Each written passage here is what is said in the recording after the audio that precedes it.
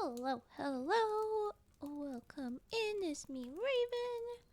The smoke. Oh my goodness. We are still here at Vi's Apothecary. Why in the heck? Is chat not cooperating? Oh no, now it's cooperating. I don't know why it's not bringing the previous messages over, but it's here. Okay. Hello, everybody. Hi, Goose. Evil Goose. Hi, Dew. Hi, Arctic. Hi, Night Sky. Welcome in. Come on in and get cozy. We're going to be continuing our Rounderhouse's Bone Proposal reading tonight. More SCPs, but it's really just the one that we are slowly going to go through.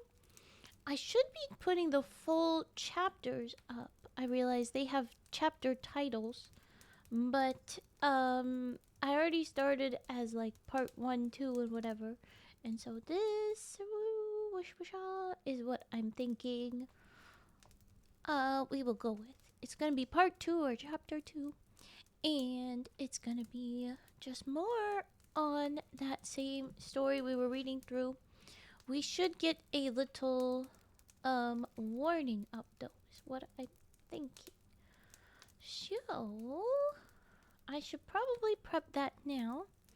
And in the meantime, we'll try and summarize.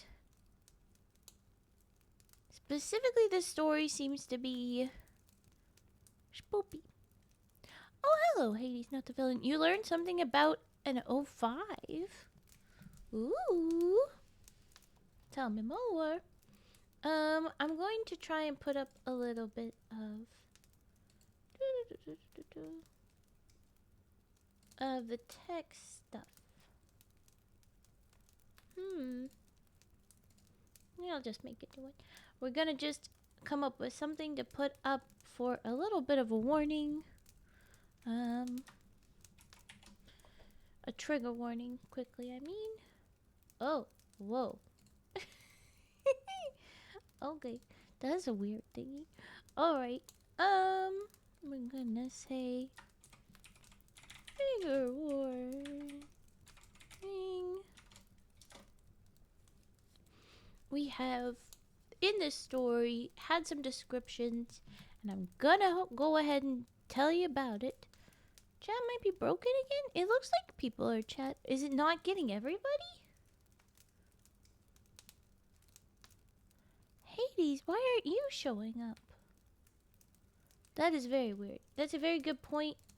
You know what? I can try and reload chat, maybe.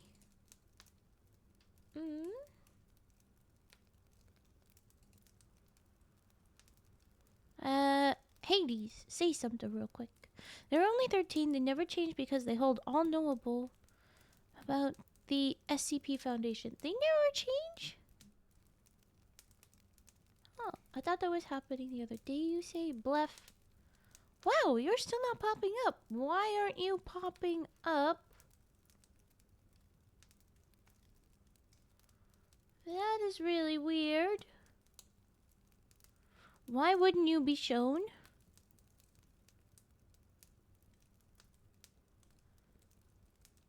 Huh.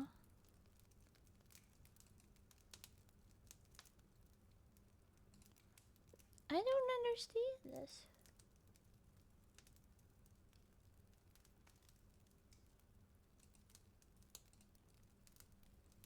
Okay. I'm not sure why people cannot chat. I pop up. Why is chat broken? Maybe if we do a different window, maybe it'll be okay. Let me see. Let me see. Keep saying things, everybody. Keep saying things. We might be able to see if it will figure itself out. Does something filter usernames? Water. The only thing that it's supposed to filter is if it's a robot. You know, if it's one of my robots. Stream elements, things, kind of thing. Water. You guys pop up. Hades is robot. Maybe. Is this what we're learning today? I was not expecting to learn this of all things today.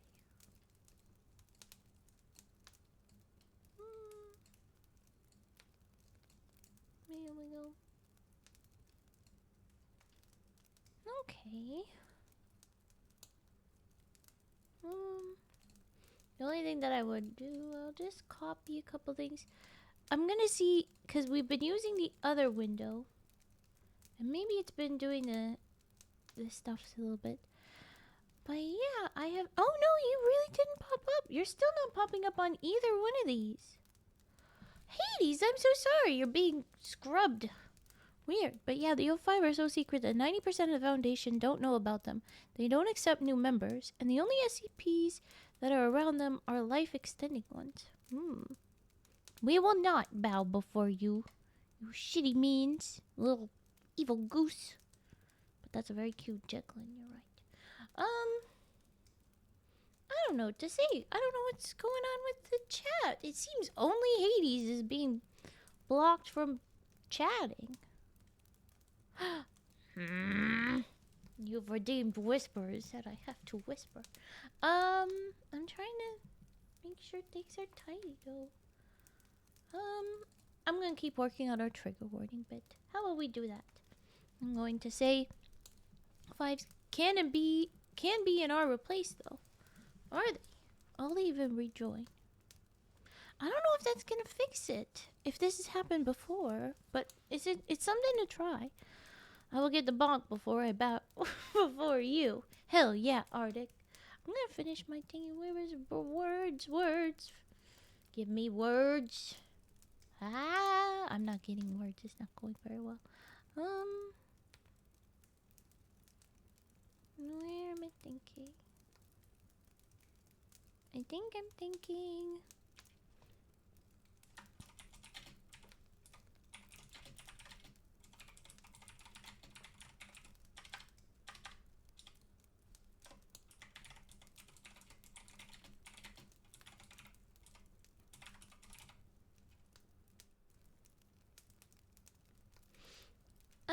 You stream elements for the chat box source. I do. I believe that's our problem.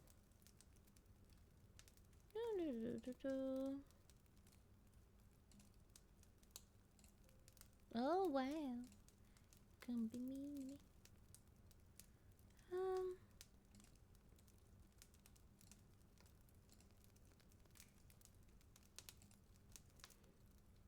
Let me see, bonk, honk.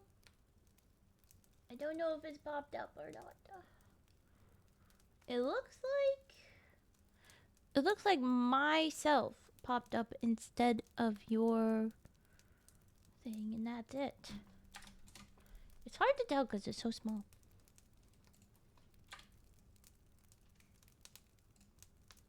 Where would I put this? Whoa. I'm gonna keep making this a bit smaller until we get it to the right spot we want. But I'm gonna have a little warning this way.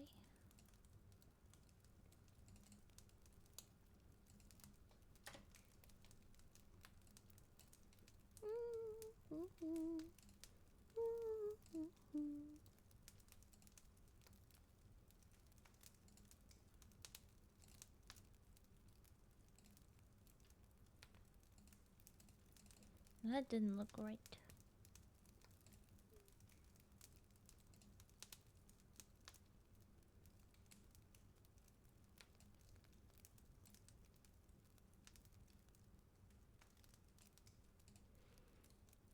Hello.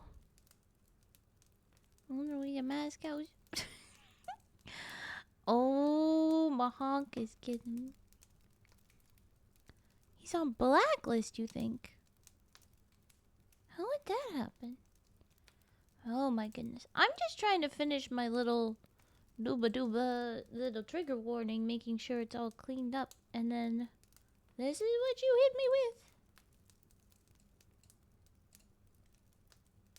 Oh no, I don't like that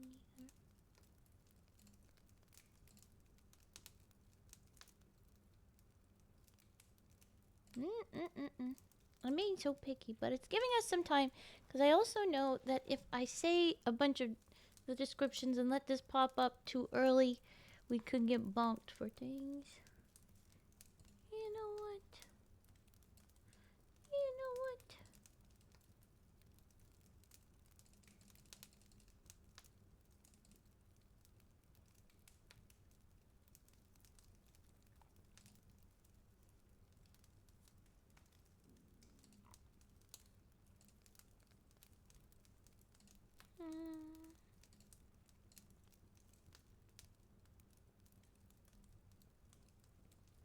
My goodness, I don't know what I'm doing here. That does not look very legible. I don't know how legible this is gonna be.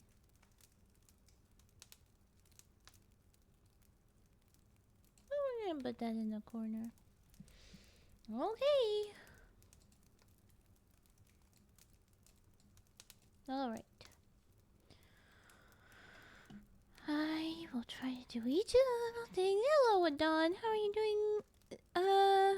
Sakutaku, I'm doing pretty good. Just trying to make sure we have a little trigger warning that I had meant to set up before, but then forgot to do. Until just now. And I'm trying to also fix up hiccups with the stream elements chat not all like fully coming around. Not looking for the gallery. Summary of the story that we've had so far though. How about that?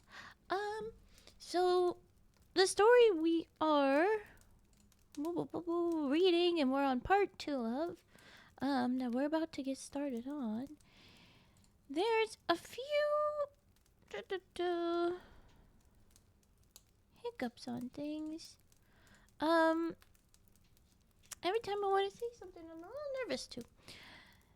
We have mentions of cannibalism. I think we're far enough in that I can mention this is a thing. I am a little worried. I don't see anywhere. There's no one that's a problem in here. None of this should be happening. You summon the cat's plasma. It might be a birthday. It might be a little bit of a birthday. What the heck is going on? You guys wibbling. Oh, I'm doing good. God. Do I want to ask? What?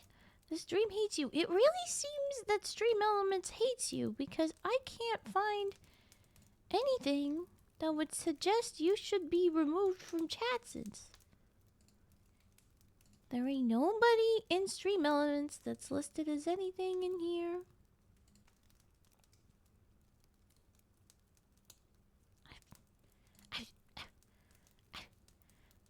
Why?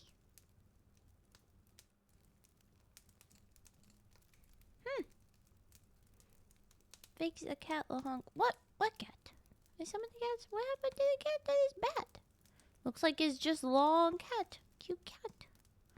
Came back to Karis. No, Sushi cat.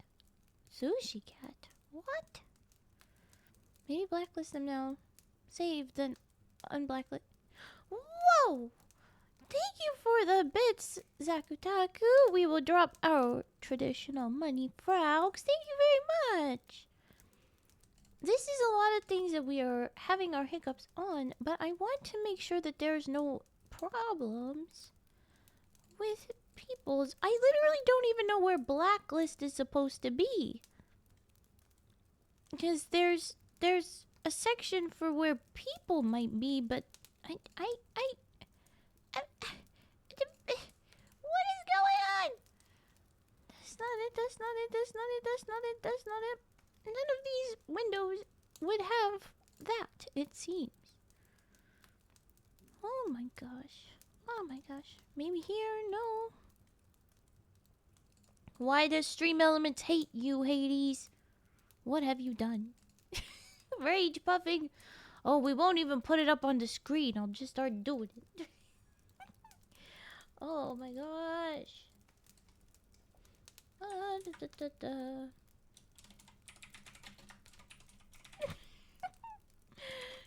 We'll go ahead and say that we'll be rage puffing while I am mad at tech.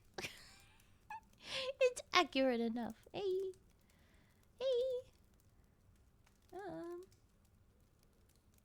I'm not sure that bit's gonna look at all legible. Oh, I'm curious. Maybe I should change the font. I'm getting all kinds of distractions.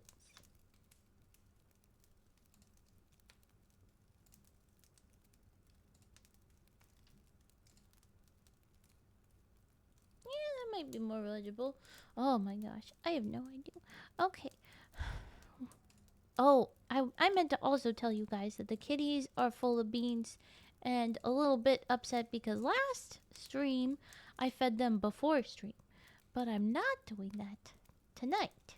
So they've been circling and they're like, "Excuse me, over here, excuse me." And I'm saying, no, I am busy. Get lost. What the heck? My god! I can't find it anywhere. Where am I supposed to... You can't... There's no thingies. Is this supposed to be in Twitch? Because it's not in Stream Elements. Stream Elements doesn't even have nobody. You say, kitty? Okay, you said that I should like try and save them as lit blocked, but I'm nervous about what that's gonna do. A new bot user? No, not a bot user. What? Where am I? Oh, cause that's just. But then what's the? Why are you doing this? And there's nothing in other. Useless. No, none of that is. Unless that's a. What the hell even is that? Fucking things.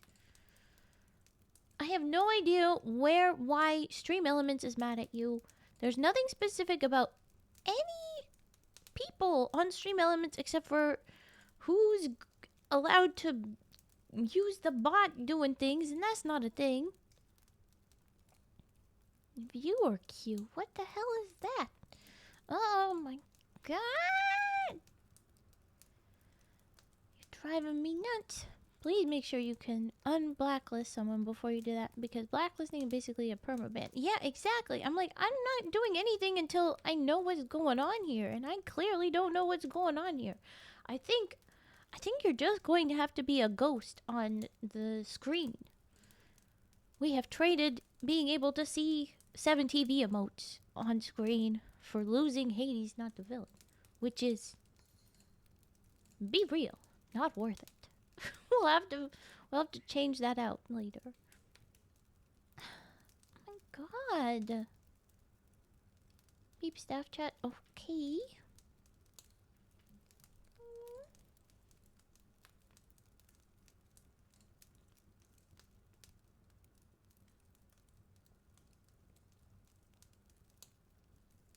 I can't see how that was. No one had been listed there.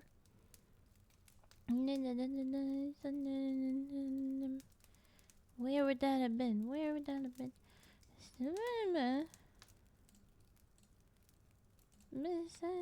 No. No. Where are you seeing this? No. Okay. Whoa, someone did something.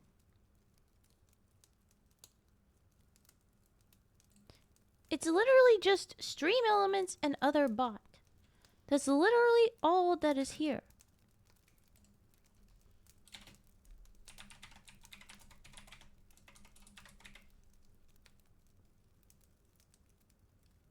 Add Hades there, save it, and then undo it.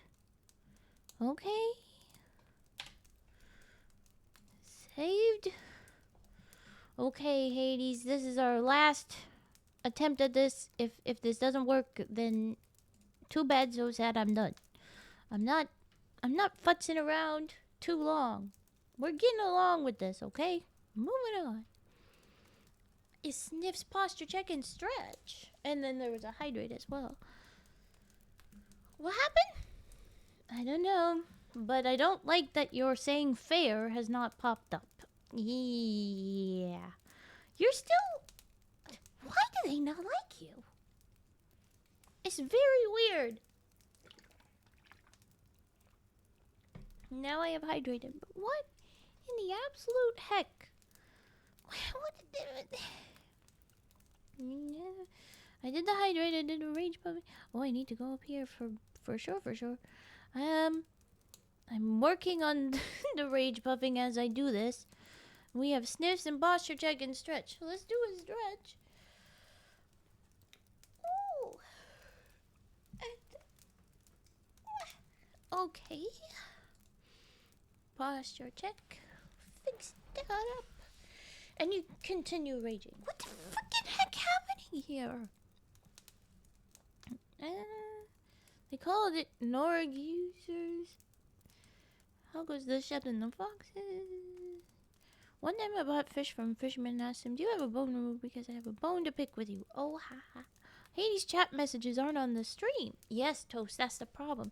Hades is, for whatever reason, hidden in the stream elements view of chat. For whatever reason, it's just like, nope. Nope. Literally, as I checked, the only sorts that should not be visible are stream elements or other bots. That's all that should be invisible. That's all that shouldn't go up on the screen. And yet, it'd be doing just that. Okay, well, I'm done. And we're just gonna move right along. So, let's change back to on now. To what it oh shoot, I just copied and we had to undo. Damn it. I'm just keep raging and everything, even though the rage puff wasn't very much. Heck. Okay, Rounderhouse is very long name. Bone proposal part 2, but in Roman numerals. I just hydrated, so we're gonna hold on. Along with the mouth pops and sniffs, I'm gonna hold on. My God. Okay. But I will do a quick whispers. I waited long enough with the honk's nonsense. Bow before the goose or get the bonks. It's okay, Arctic. I'm just saying I can't do it right now. That's not fair. I just did it. I have to save it. I'm gonna crash out. Slow mode being rude. Well, it's the only way I can scramble together any bit of brain. That or completely ignore chat, which I don't think is nice. We are going to read. Okay, I'm already tired from this chaos. I'm reading. Okay, so I finished Bone Proposal and the ending is a tie-in to like 8 other articles in the Red Tape storyline. It makes no sense without reading them. Oh no. Do we need to read those? How will you just summarize for us? Oh no, but I can't force you to stay for the whole stream. Okay. I would love for you to let us know later. But we also probably won't get through all of the parts. Knowing that the kitties are feistier right now, and it's already taken me 27 freaking minutes to even get around to reading. I think we're not gonna get there yet. So I will ask you to clue us in next time, hopefully. Yeah, NURIAKEA is great at giving us the big giving us the big stories with lots and lots of stuff in it. And it's very interesting and it's good as stories. It's just that also means that we need way more info. Wait, what do you mean? Oh, you know. But okay. I have it already. We're reading part 2. Where we were at, we had a funky time. So we have in and out of all of these article bits, a green text and a red text, kind of going back and forth between the two. And knowing some of the story, we know definitely one half of that convo, and we have a theory-ish or a general on what the other half is. All of this is supposedly a SCP-001 theory, and So it's gonna be big and chaos. But we have a AIC that is very new, fancy, in a full like suit, like their people shape roughly, um, and being brought to a small community, um, barely, still inside of China. The government doesn't want to give them this land, and it's very fenced in and tight. But they are there, and the community really doesn't like technology for the most part. The way that things have gone is they also don't really like outsiders. It's been very hard to get the Foundation folks actually talking to them. And this whole thing was to try and find this site. I believe it was called Black Adatum. Oh, yeah, there it is. And so Black Adatum is the rumored city of this little communities, this cultural groups, kind of ancestral groups home. There was one type of group that has become this group, fractured off. But way back when, they had a whole big city, and it's rumored here and there, and it's supposed to have power, and da-da-da-da-da. So the Foundation being the Foundation, they're like, there's a powerful place that we don't know where it is? That's a problem. We need to know where everything that's powerful is so that we can use it for our advantage and just bring it out and drain it of all its good. Because that's the Foundation. Hey, I'm not there yet, ladies. Oh, good thing you don't pop up on screen yet. But the idea was that, okay, we gotta go figure it out. And the peoples there have been trying, but they haven't been getting anywhere. There was one of the people that are researching that's supposed to be the head of it that it feels like maybe they are trying their hardest and it's just not working. But it kind of feels to me like you're not actually trying at all, are you? Huh. Why didn't you do the most basic first steppy thing? Why are you saying that? I don't like it. He's giving me sus vibes. Is director Youssef Hussein just like a couple comments about like, yeah, we don't talk to the people. And it's like, what do you mean you don't talk to the people? Are you supposed to be doing like anthropology? What are you doing? But anyhow, a few of the O5s are like, no, go do it. And somebody was like, why don't we try that AIC? That's the new AIC in the metal body. And people are like, because they hate technology. Well, that was wrong. Soon as that dude shows up, they're like, that one. It's freaking weird, but I like it. And so they actually get somewhere. And the AIC gets them the invitation to a ceremony that they haven't been allowed to see. And spoiler, I've got the little trigger warning. I don't know how legible it's gonna be for y'all. Can y'all read it okay? The trigger warning is, yes, there were descriptions of cannibalism in that ritual. I would say that it wasn't very nice. There was one piece that I didn't love where it was like they very unceremoniously cut the meat, and it's like, this is literally a ceremony. It is literally ceremoniously.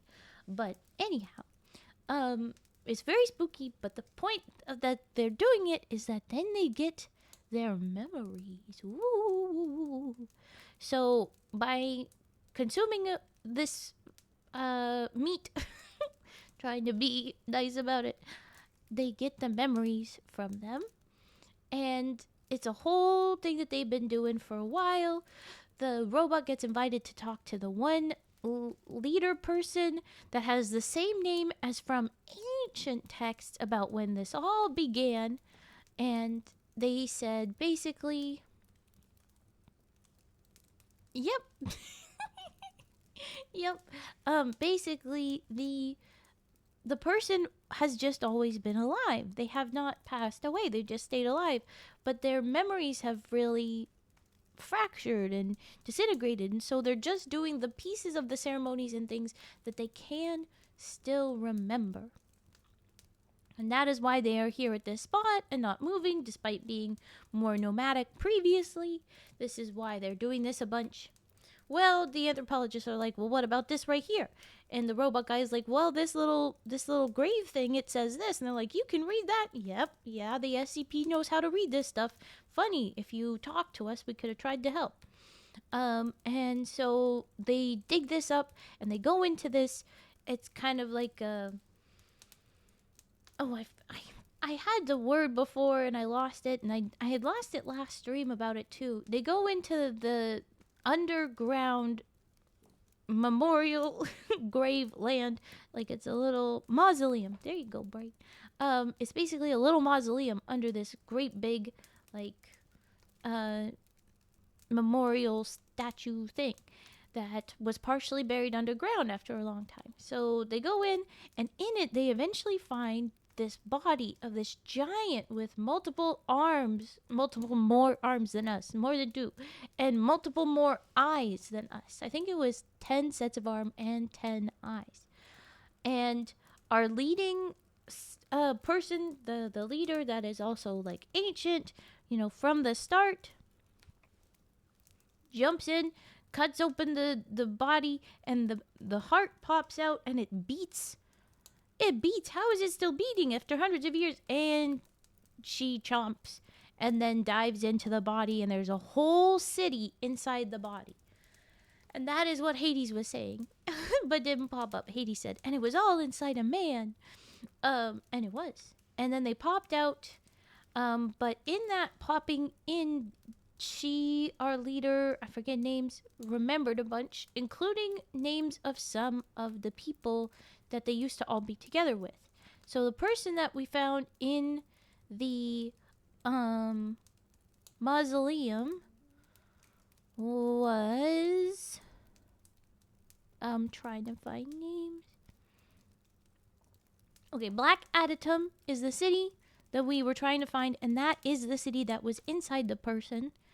Nalka, it's my guess at the pronunciation. Nalka Culture Group is the old group. The new group that has fractured off is the Sarka.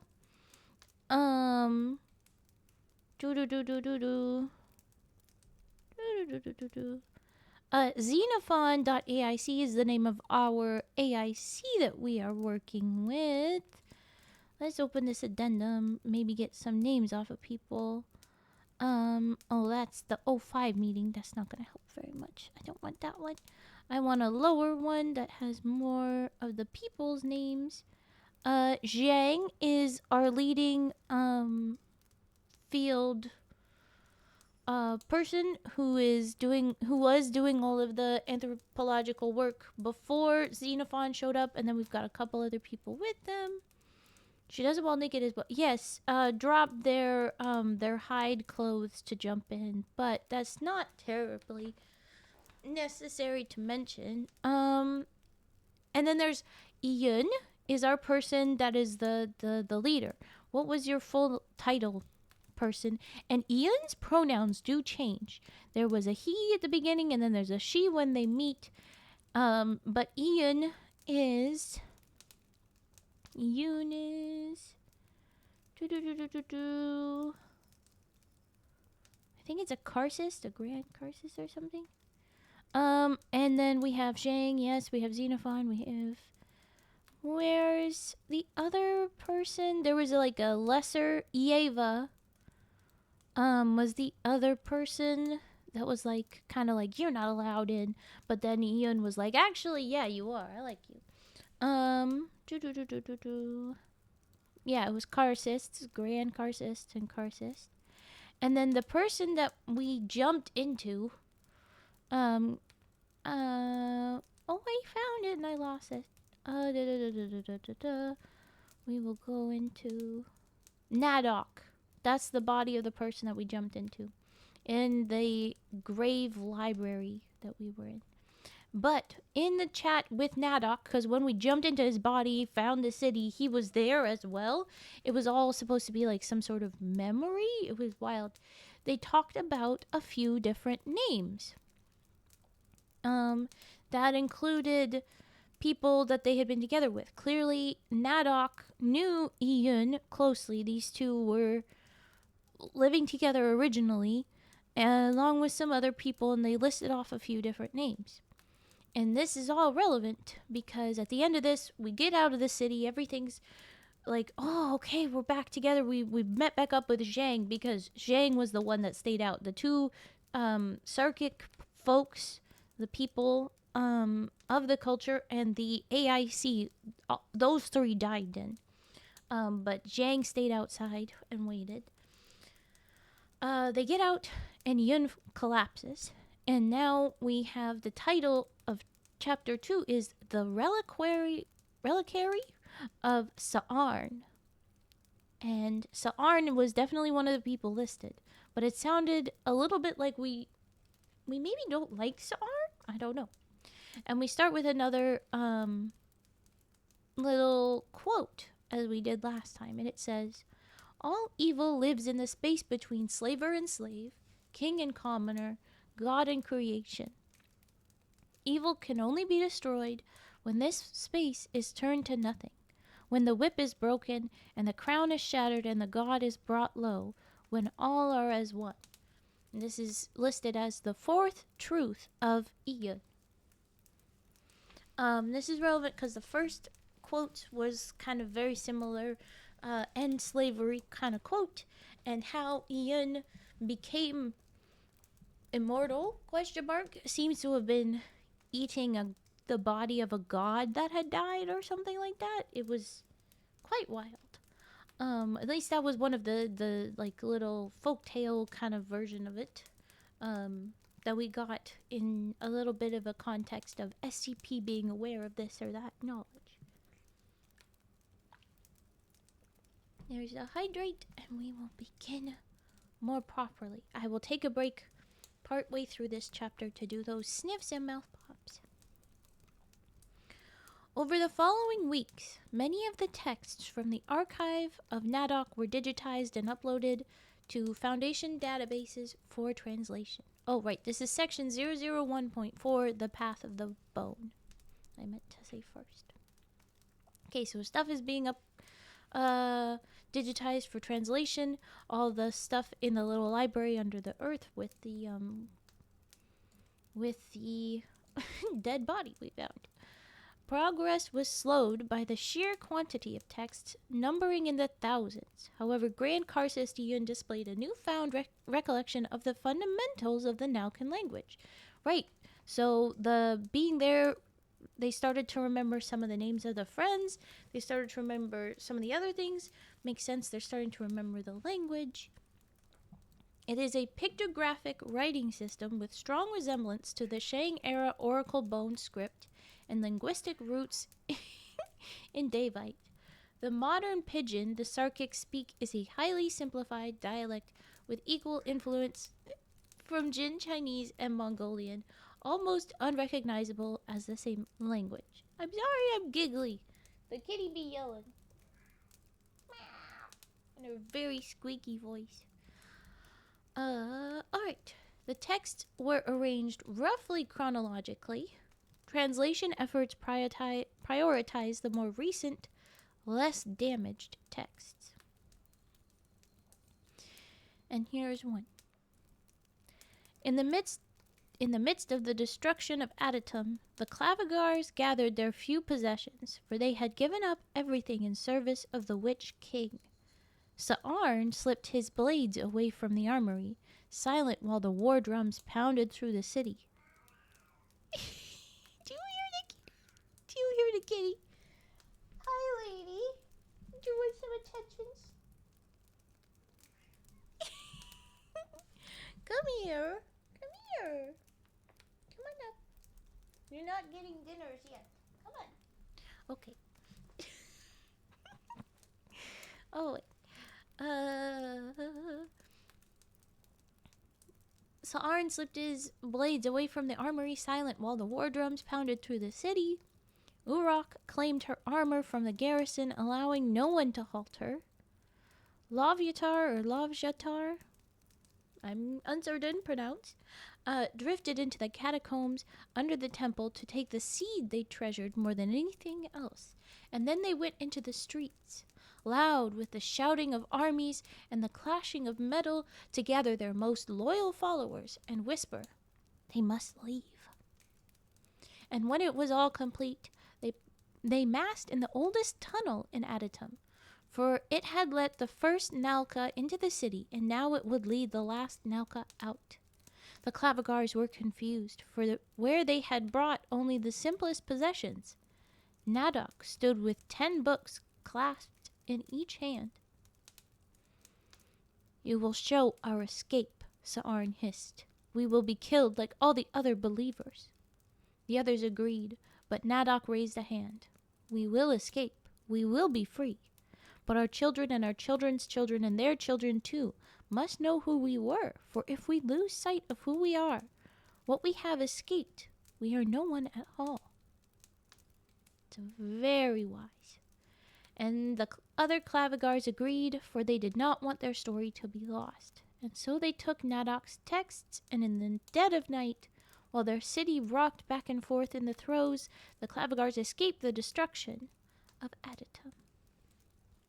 And that's quoted as the final chapter of the record of Ian.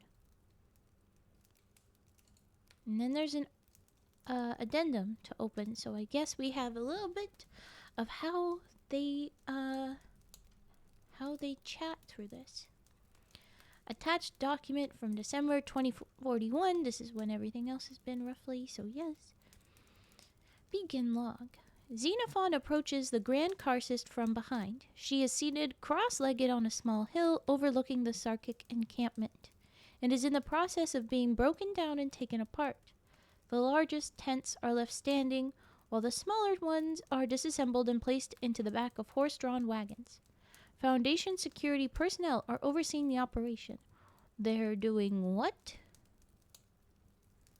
Why are we breaking everything down? When did we decide we were breaking everything down?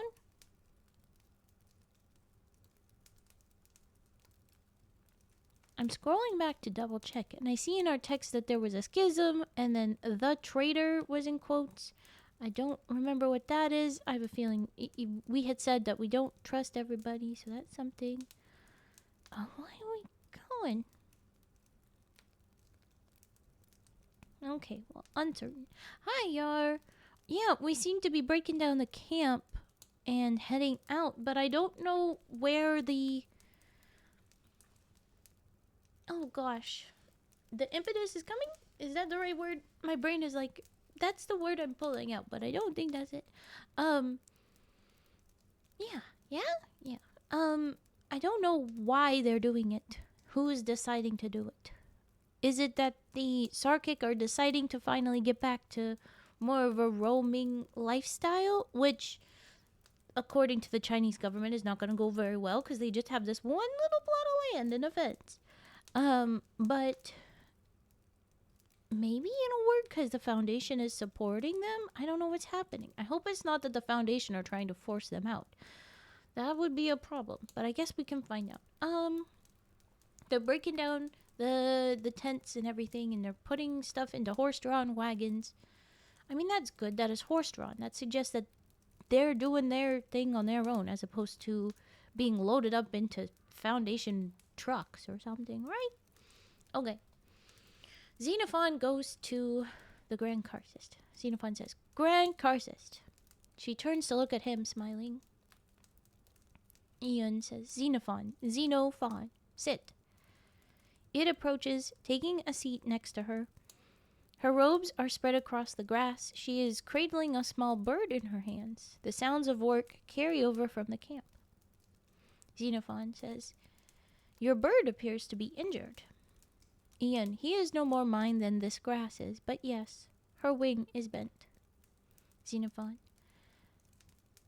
The camp has nearly been disassembled. Ian says, yes.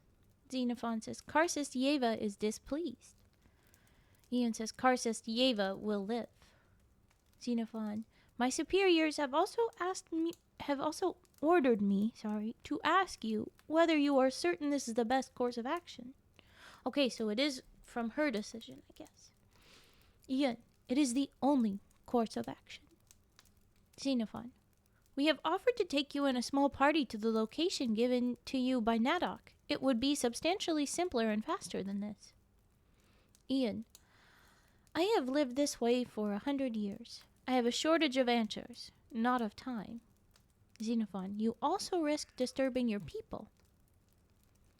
The Grand Karcist is silent for a moment and then says, what are your thoughts on prayer? Xenophon, a spiritual exercise practiced in some form or another for all of known human existence. Ian, that is a definition. What does it mean to pray? Xenophon, to honor or make a request of a higher deity.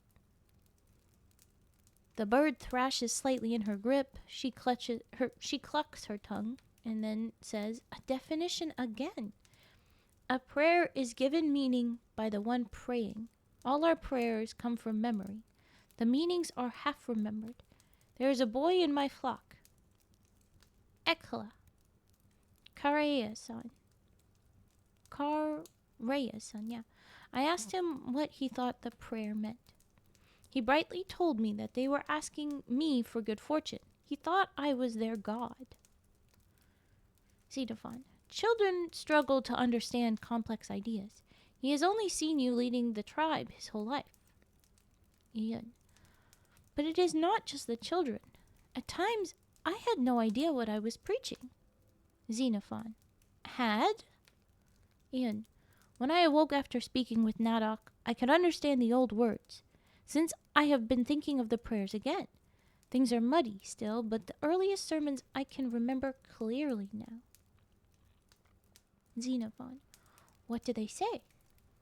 Ian, that gods are unreliable, that to pray to a being is to make it your master, and that humanity must become the masters of ourselves if we wish to be free.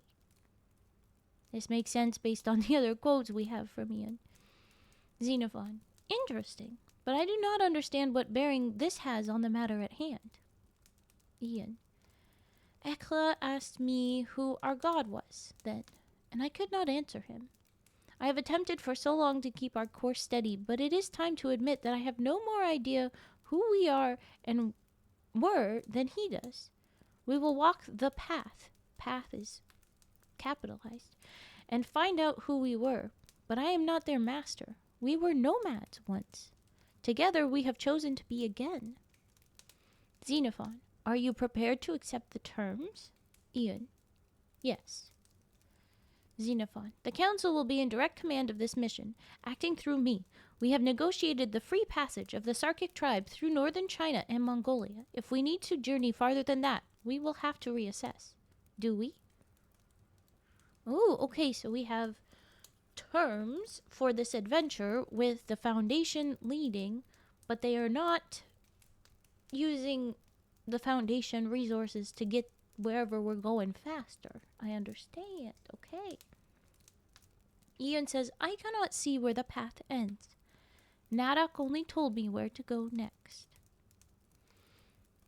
Xenophon, you've indicated a location almost 150 kilometers away. Assuming an average daily distance of 10 kilometers, we can expect to arrive in 2 weeks. You are aware of the inherent risk in making such a journey on foot? Ian, we have horses, wagons, but we will need some assistance. Xenophon, we can provide food, water, and medical assistance, but in exchange, you will be accompanied by a Foundation military escort, and any locations, objects, or persons of interest we encounter will be under Foundation custody. Oh, that's not good. Ian says this is acceptable, but I'm nervous that they're gonna find somebody, and then because this is technically under Foundation custody if they find them, oops, we're putting them in a box. As Hades said earlier when I was saying the Foundation is just throw it in a box kind of stuff. They said find it and put it all in a box. That's what they're gonna do, isn't it? Okay, Xenophon says, you are expected to maintain regular interviews with myself or an authorized Foundation psychiatrist. At any point, we may terminate this initiative. You are expected to comply. Ian, yes. Xenophon, then we depart tomorrow morning. You are very cooperative, Grand Karcist. She does not respond, tightening her hands and whispering. The sparrow in her hands chirps and flaps one wing in distress, the other bloodied and mangled, likely by one of the farming drones flying low overhead. Ian teases its wings, and the blood congeals around the bone into new flesh. Ooh, she got some powers. She opens her hand and releases it. While unable to take to the air, it is able to awkwardly glide away, wound healed. She smiles. And then all she says to the, "You are very cooperative," is, "No, I am just desperate." End of vlog. Okay. Accompanied by a detachment from Mobile Task Force New 7, the Black Adytum Initiative departed from the Sarkic Tribal Territory on December 23rd, 2041, including Foundation security and research personnel and Sarkic tribesfolk. The final party totaled 187 people. So it's very clear that this tribe is very small. Very small. Because a good chunk of that is going to be Foundation security and research folks. Alright. Delta O update. Personnel code Mile Ambrosia Hurricane. Project Locust personnel continuing to follow suspected route of Black Star entity through Central Asia, currently located in Xinjiang Province, China, where several archaeological sites indicate the passage of a large army, unearthed artifacts, including iron swords, visually consistent with descriptions of three-prong army by researcher Pandora Galanis, MIA. We had mentioned that Galanis had been involved before and then like left for their own thing.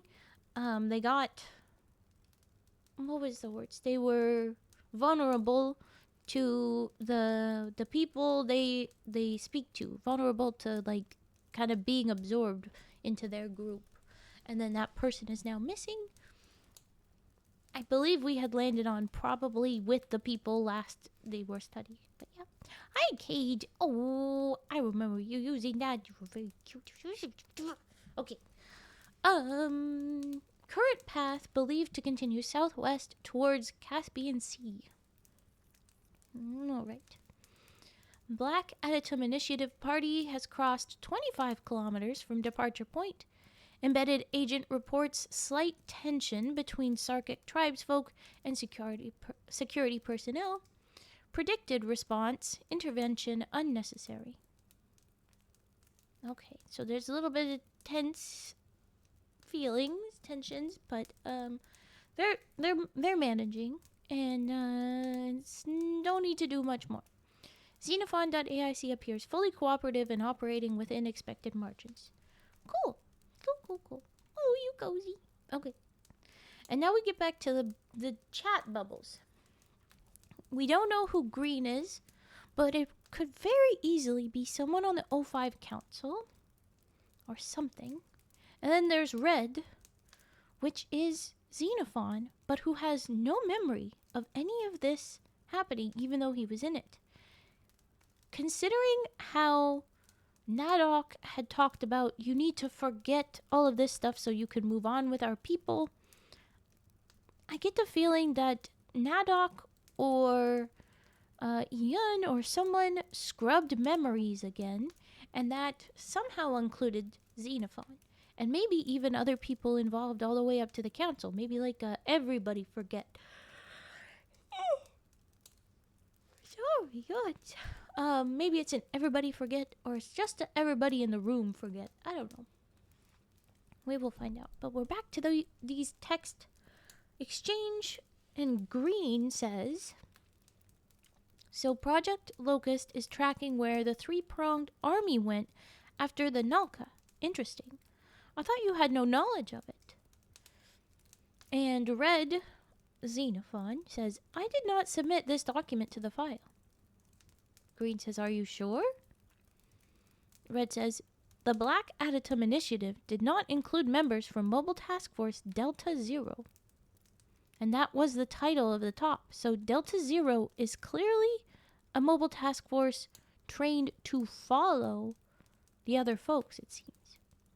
Red then says, actually, I've just scanned the task force directory. There is no Delta Zero listed, but this unit appears to have been surveilling us.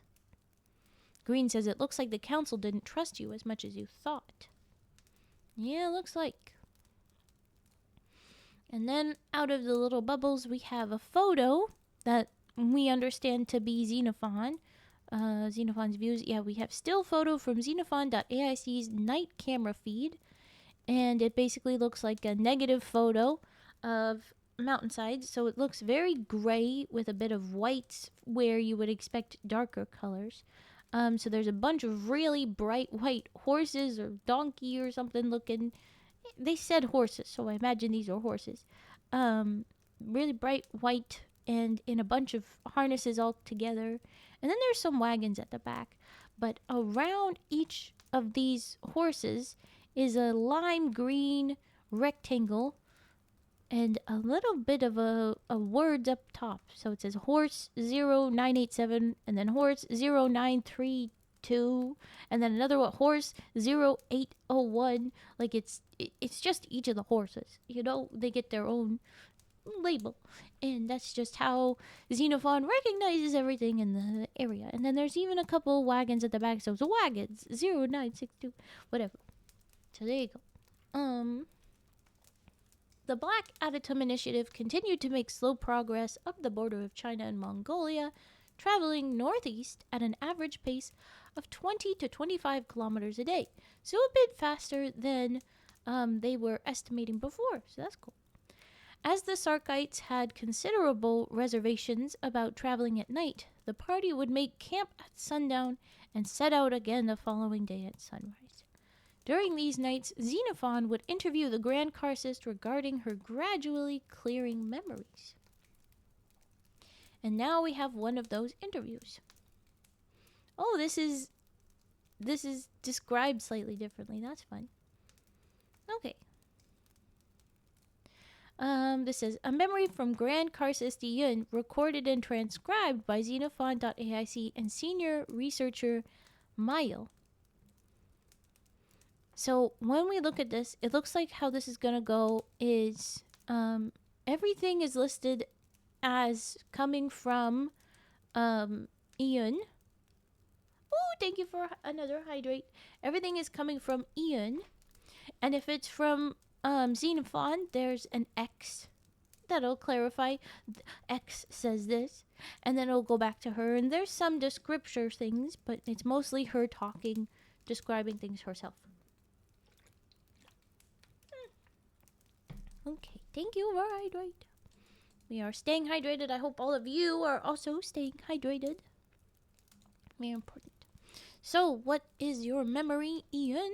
Grand Karcist Ian? Nadok was the first of my clavigars. X. Clavigars? There is no exact word for it. The ones who you share flesh and blood with, but not family. Those who you choose to share your flesh and blood with. Yes, Nadok. First of my clavigars when the war began. Not the war with the trees and the machines, that was later. This was the war against the old masters, the hated Deva. Those who brought our fathers and us here from far away aboard their great ships to dig, to build their great city for them. There were thousands of us, far more than the masters, but they had the magic, and we had nothing but our bodies, no names, no power, until we found the mangled god, the old beast, Yaldabaoth. X. Yaldabaoth. What does that mean? The Devourer. That part of my memory is blurred, unclear, shadows, but it was a god, and it spoke to me, and I supped on its flesh. I remember feeding my clavigars, giving them names, and taking one of my own, and the bloodshed after. She adjusts the bones in the campfire and then continue. Nadok was the wisest among us. He had stolen the knowledge of the old masters and had been blinded for it. He had no talent for flesh crafting, and so I held him in my arms and gave him 10 eyes from which to read the truth of the world, and 10 arms from which to enact it. He opened his 10 eyes and told me that we could not be the ones to begin this struggle if we wanted our brothers and sisters by our sides. I had no want to see blood spilt, so I preached in the farthest corners of Adytum in birth, where the slave drivers' gazes did not penetrate. I preached to the crowds of my fellow slaves, Nadok and my clavigars by my side. At first only a few, but when I healed the injuries the whips and beatings had left on them, the severed fingers and toes made them stronger than they had been before. The story spread like fire through the camp. Nadok told them my vision. No gods, no masters. We would be free. When the old masters heard of the scarred lay preacher, they clapped chains around my neck, dragging me to the highest hill in Adytum. They beat me with clubs for 3 days and 3 nights. They broke every bone in my body, bled me dry, and raised the executioner's axe. When he brought down the blade and it bent around my bone, and I smiled and told him I would still preach, I saw the fear in his dog eyes. I knew then we would be free. Nadok was invaluable in the uprising. He listened to the slave masters, and he knew where they had stored their grain, their weapons, their war beasts. Their storehouses were burned, their weapons seized, their beasts slaughtered. I sat in my tent burning the bones, seeing the future become more and more clear. He knew how to halt the hated priestess's magic, to still the marching trees that slaughtered our Nalka. When the Deva pulled back into the core of Adytum and our furious masses surrounded the walls, he was next to me, translating my words into their language. We offered them peace, a future alongside us. I remember the priestess's words spat with such disgust at Nadok's feet. And this is in quote. A slave will always be a slave, and we will always be your masters. Bow that we might show you mercy. And she continued, I did not bow, but I did not lower my hand. My Nalka buzzed, eager for vengeance, but I did not want blood to be shed. And so Nadok turned to me, in quotes, is what he says, there are always those who will oppose a new world. There are always masters who will never give up their slaves. There will always be those who loathe the equality you bring. They have no place in our Adytum. And so I lowered my hand, and my clavigars rushed forth, army of slaves behind them. For 3 days and 3 nights the canals of Adytum flowed with blood. I stripped and bathed in it. Let this blood wash away the sins of this city. Let this be the blood of the womb from which our new world is born. Adytum. Xenophon asks, does the name Adytum mean anything? Adytum. Then she smiles. Perfect city. Now, I really thought that the way that she's saying it here, I was like, this is about to be utopia, isn't it? Yeah, there you go. Translation efforts from the archive of Nadok were ongoing, with digital copies of the translations being transmitted to Xenophon.aic, who elected to share them with Grand Carcestian in the interest of further clarifying her memories. And now we have one of those.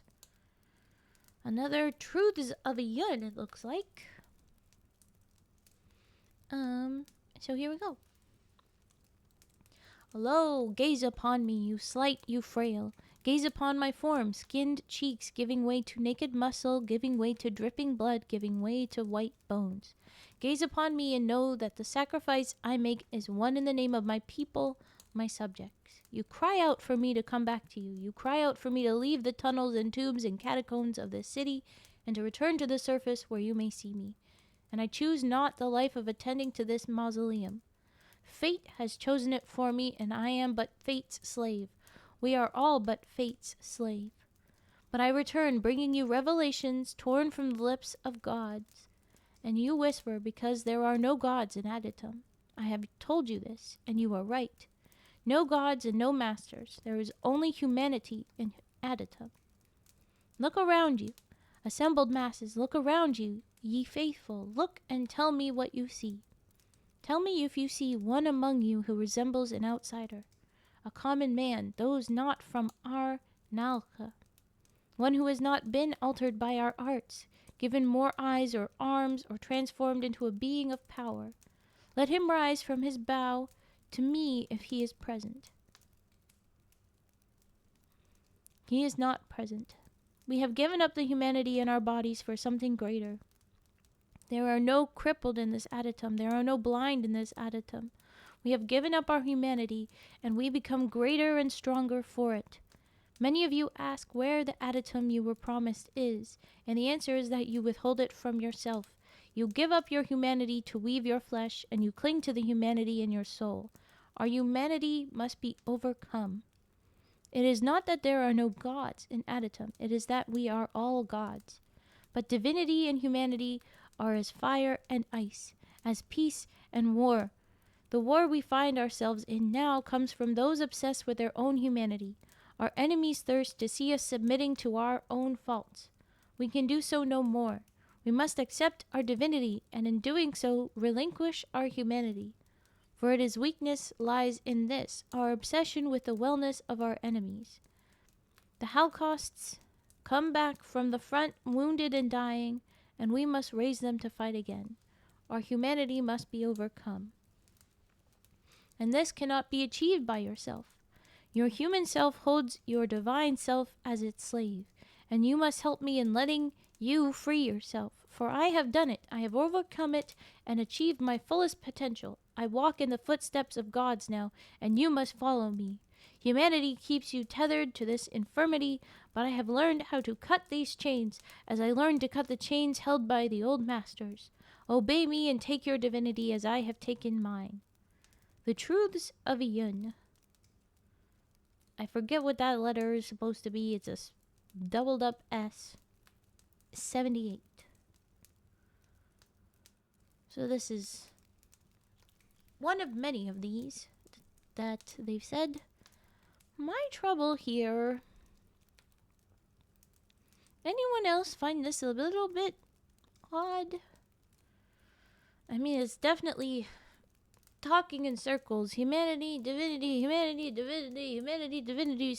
Hold on to your humanity, but hold on to your divinity, and drop your humanity, and their humanity is bad. And hold on to your humanity, it's good. But no, you have to let go of your humanity to be oh my gosh, I don't like it. It's losing me. It's making me feel like this is... Yun, you're sounding more and more like a cult leader. I don't want to say it, but I feel like I gotta say it. It sounded a lot different before. And so I wonder about this little Truths of Yun bit. Because one of the things was like, there are no gods, there are no leaders. And then this is like, and then I am the leader. And it's a little bit weird, because right there it says, obey me and take your divinity. It's just... I thought we weren't doing obey, buddy. It's making me nervous. Is nobody else feeling nervous about it? But okay, that's the end of that. Translation. In the process of building a better understanding of the Sarkic culture and identity, Xenophon.aic and several researchers were permitted to converse with Sarkites volunteers regarding tribal identity. Initial volunteers were few, owing to many Sarkites' discomfort with Xenophon. But here is the first one. A question from Xenophon or one of the researchers. What does being Sarkic mean to you? And it says number 7. So probably the 7th person who said yes. And then in brackets, a bit about them. Yutla? Uytla? Yutla? 42, Weaver. She looks at Xenophon distrustfully for a moment until Yun nods at her from behind. And then she says, family. These people are my family. Not just my husband or my sisters or my children, but all of them. We are all the same souls that walked together 1,000 years ago, consumed and changed and reborn 10,000 times over. I held my son after he was born, and he suckled from my breast, and I felt the love pool in my heart because I knew I had held him like this in countless lifetimes. Even those that dislike me, they are my family. They were my friends, my lovers, my parents, my children once. I make them who they are, and they make me who I am. That's a very poetic answer. I like that a lot. And then we have an addendum. Open addendum. Another attached document from December 2041. Who could have guessed? Begin log. Xenophon walks alongside Grand Carcistion's horse. Liaison Zhang is also on a horse. Look at me. I'm on a horse. Sorry. While Carcistieva is sitting on the back of a wagon several meters away. The party has taken the form of a wagon train several hundred meters long, with Foundation Helts, Helts, making up the front and rear and interspersed between. I think that's the big vehicles, probably. Security personnel man the machine gun emplacements, quietly observing the Sarkites between them. The party is moving on a dirt road with farmland on either side. Low-flying agricultural drones spray water and pesticides on the crops. Zhang says, this thing is uncomfortable. He's on a horse. He finds the horse uncomfortable. Ian says, she does not appreciate being told that from such an inexperienced rider. Zhang says, I'm sorry, I didn't mean to. Ian interrupts, saying, it's fine. Xenophon says, Liaison Zhang does raise a point, Grand Carcist. We would be making substantially better time were we to utilize Foundation electric cargo vehicles. Ian says, I am aware. Zhang says, not the best idea. We wouldn't want to frighten or alarm your people. I'm sure most of them aren't terribly familiar with... And then Zhang is interrupted with Ian saying, we have tractors, sir. Zhang says, right, of course. I'm gonna go check with Tao about the solar panels. Oh my gosh. So that was just we have too much technology. We wouldn't want to spook you. We have fucking tractors. We have technology. We just don't want it. Back off. He awkwardly nudges his horse, driving it towards the back of the train. Ian watches him go. Hello, Divad. I'm doing alright, but I'm yawning. Sleepy Raven already. He goes back. Ian is watching him go, and Xenophon says, Kitty yawn. Xenophon says, are you alright, Grand Cursist? Ian says, no, I am angry. Xenophon says, I assure you, Liaison Zhang had no intention to insult, but Ian interrupts while scratching the mane of her horse, not at him, at myself. Xenophon, I see. Why? Ian, you have read the translations your people are giving me. Xenophon says, yes. Ian says, they are disturbing. Xenophon, I can imagine they would be. Aha, so she agrees. She sounds wrong. Ian says, I cannot imagine myself speaking like this, saying these things, behaving like this to my people. Xenophon, is it possible the translations are inaccurate? Ian, I thought they were, and I grew angry at your people for misleading me. I told your man, Ayler, to give me the untranslated copies, and so I read them, and they are correct. The records say I said these things, did these things. Xenophon responds, religious records are often distorted by time. Yeah, the words can mean something different with time. That's fair. I don't know how much that stands up in this particular case, however. So I assume Ian, picks a bug out of the horse's mane, I think she means mane, and flicks it away. But I have the memories. I remember standing on the highest pulpit in Black Adytum, addressing an endless crowd of my people, the amber sky casting rains down on the Halcust, telling them they needed to bow to me as their god. Xenophon, what is that word? Holocaust? Ian, army. Xenophon, ah. Assuming the memories are reliable, this would have occurred over 3,000 years ago. You can hardly be expected to answer for it now. I don't know.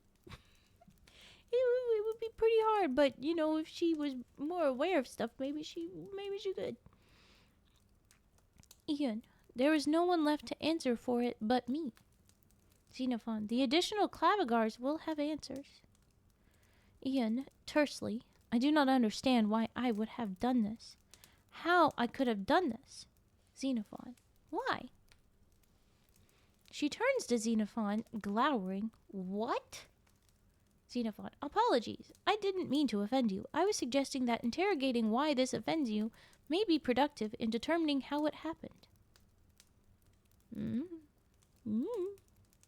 That's some nice res. I do see that now, Cage. Nice. 57, Vivad and Lahonk. Rolled an 18, pretty good. Nice. Oh, rolled a 3. Cringe. Okay. No. Okay, how it happened. For several minutes, neither speaks.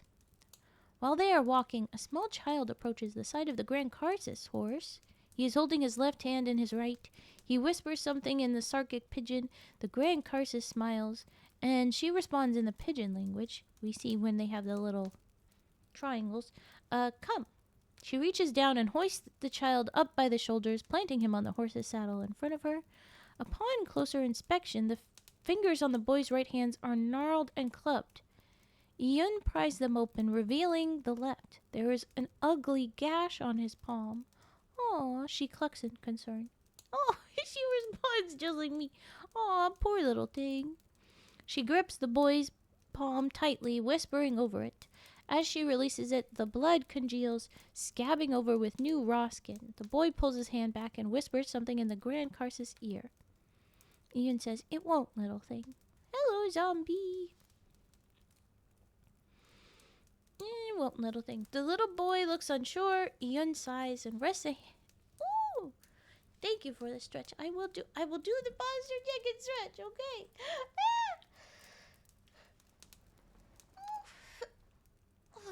Big stretches. And hydrate. We need to do that too.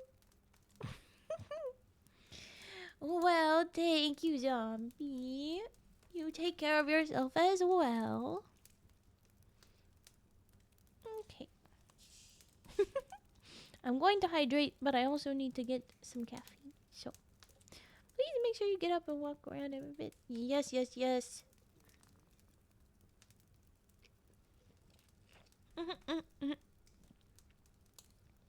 see? Oh my gosh, my voice. You see those little frogs? They're telling you to look after yourself, damn it. Okay.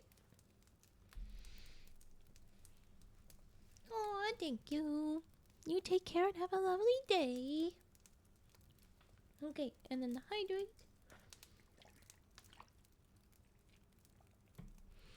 Alright, so she said it won't. And the little boy looks unsure. There's something about healing the hand. We're nervous, but... What? It's a zombie! And you wave. Oh, cute. Okay, the boy is uncertain. He's worried about his hand that she has healed, but she says it's gonna be fine. Ian sighs and rests a hand against his head, whispering something back, then lowers him to the ground where he runs off. She straightens, anger gone. Xenophon says, "Who is that?" Ian says, "His name is Loik, Ha'ath's son. His mother died in labor." Xenophon says, "I'm sorry to hear that." Ian says, "Yes." Xenophon says, "What did he say?" Ian says he was asking for a blessing to protect him from you. Oop. Awkward. Xenophon stops for a moment and looks at the child's direction before resuming its stride. And Xenophon says, "I see." Ian says, "You cannot be angry at him. Xenophon says, I cannot be angry at all. I think you forget. I am robot. This is the problem, lady. Okay. He is a child. He is scared of things he does not understand. It is irrational, but natural. Ian says, you think fear is natural? I think so, yes. If there's something scary, it is reasonable and natural to be afraid. It's not natural to be afraid of everything, but yes. Okay. You think fear is natural? Ian asks. Xenophon says, it is a natural instinct to avoid things you do not like or do not understand. Overcome with time. Ian says, what do you fear? Xenophon says, nothing. Ian says, can you be killed? Xenophon, the shell can be damaged to the point where my software is no longer recoverable. I can be destroyed, if not killed. Ian, do you fear that? Xenophon, I would prefer it not occur and will make efforts to avoid it where possible. Ian, what separates this from fear? Xenophon, fear is an irrational instinct. Not always. My avoidance is deliberate, programmed behavior. Ian, did you have any say in what behaviors you were given by your masters? Xenophon, no. Ian, so you are as subject to them as I am to my fear. What difference is there? Xenophon, in quotes, says, we must believe in free will. We have no choice. Ian says, a strange answer. Xenophon, a quote from a writer. I refer to quotes when I am thinking. I fear many things. For example, spiders, open water, women, and space. Women? Ooh. A boo. Be spook. Okay. Okay.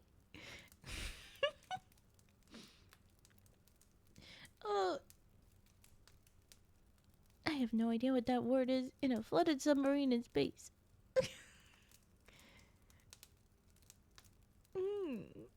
That would be scary. Is a Spider Woman boss from Dark Souls. Oh, that would be extra scary. You'd be stuck.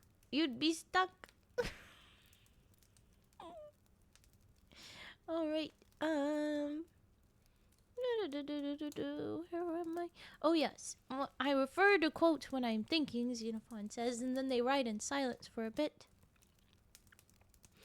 Xenophon says, you healed the boy very quickly. Ian responds, names are important. Call him by his name. Xenophon says, apologies. Loik. Life is exposure therapy. I mean, honestly, yeah. That's kind of how this works. But we'll not get too philosophical. I'm an SCP to read, and it's philosophical enough as it is.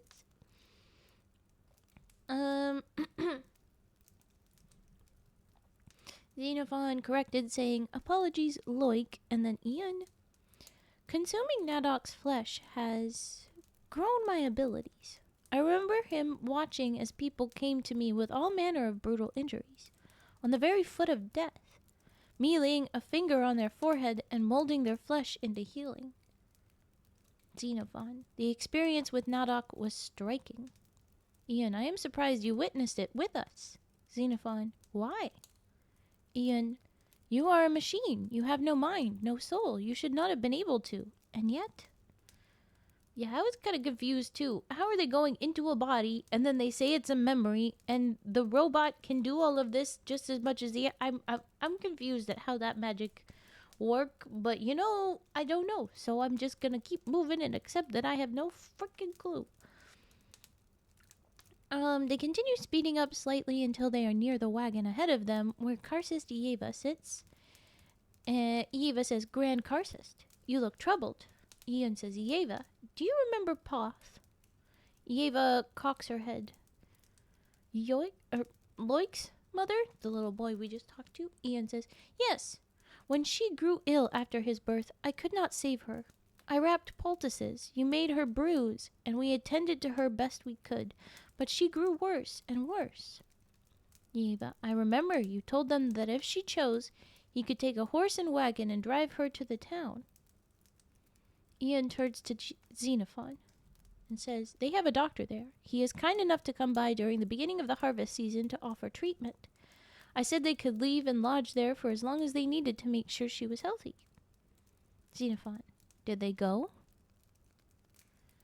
Ian says, through gasps, she told me that she chose this life and she would choose this death. Eva says quietly, she passed that night. Xenophon, my condolences. Ian, it brought me to tears, her unwavering commitment to her home and people. But I read these sermons. I remember giving them, standing on that pulpit, demanding their fealty and obedience, and watching them bow to me. I have never tried to control my people, only to lead and counsel them. Anyone is free to leave, if they wish. No one ever does. Xenophon, and now you fear that it is because of blind obedience to you, and you alone. Ian, yes. I am angry at myself. However long ago that I could ever think to rule them. She pauses, and then, I do not know how to reconcile it. As long as I can remember, I have given sermons on how we are all our own masters. I have sought never to order them into anything, and now I learn that I demanded their worship, their blood, their obedience. Xenophon, it must be frustrating. Ian, it is. Yeva, I know you. I know how much you care about them. I know you wouldn't have done it unless you thought it was the right thing to do. Ian is silent. Then she pulls her horse back, saying, the sun is setting. Tell them to make camp. Yeva nods, shouting something behind her. The driver of the wagon shouts something ahead, and the chain continues as the train slowly circles on itself before stopping. Almost immediately, Sarkites exit the wagons and dismount their horses, quickly moving to set up their tents and build their fires, greeting each other and talking. Iyun slides off her horse, smiling. And then we have a still from Xenophon's camera feed, but I'm going to finish what they chat about. Ian says, this is why we choose not to take advantage of what you give us. Xenophon says, I am afraid I do not understand. Ian, we only have so many traditions left. We want to preserve them. And it's the end of the log. But here's the description of the photo. We have the big sandy area.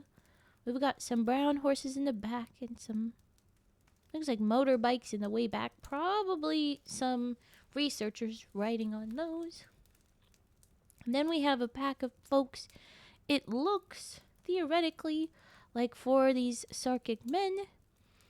Everything is in color, like I said, brown horses in the back. This is clearly still Xenophon's feed, though, because we have the lime green rectangle around the four of these guys and the heads of their horses, and it says Sarkic 0.994. And we've got one guy in camo hat, green coat, bright orange sort of belt wrap. There's a red collared shirt underneath.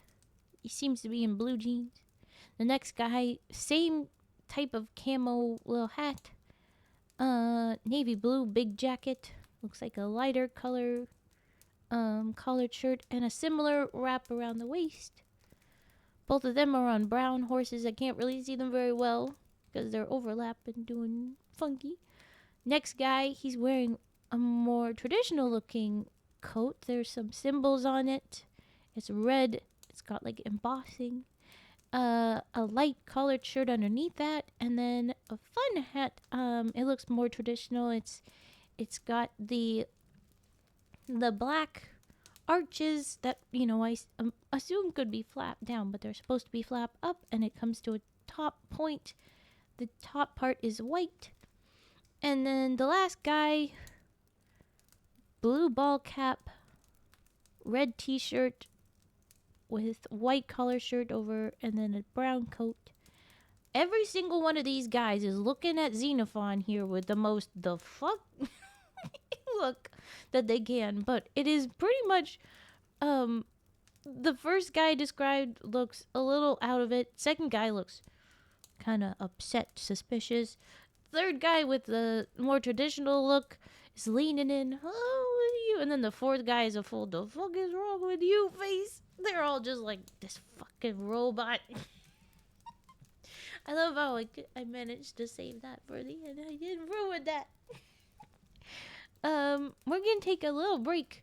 And when we come back, there's gonna be another memory. There's another bit of photographs. Oh, there's a horse and a pony. That's another psychic interview. Peoples are talking. Another addendum, another truths. And then that'll be the end of the chapter 2. So we don't have much more for chapter 2. It's a good time to take a break. I have sniffs, I have mouth pops, both from an hour ago. I am sorry, Night Sky and Toast, but we needed to get moving on the reading or else I never would have. So let's do some sniffs, let's do some mouth pops. Whoop, whoop, whoop, whoop. Okay. Well, that's not that spelled, buddy. Here we go. No problemo. Okay, good.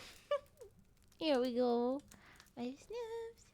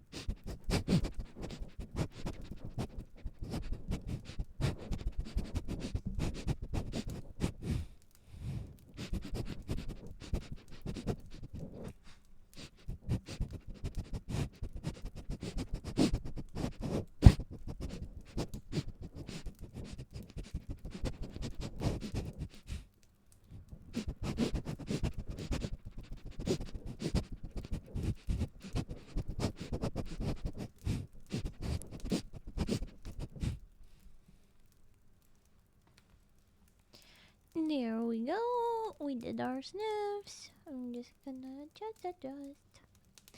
Alright. Mouth pops. Let's do mouth pops now.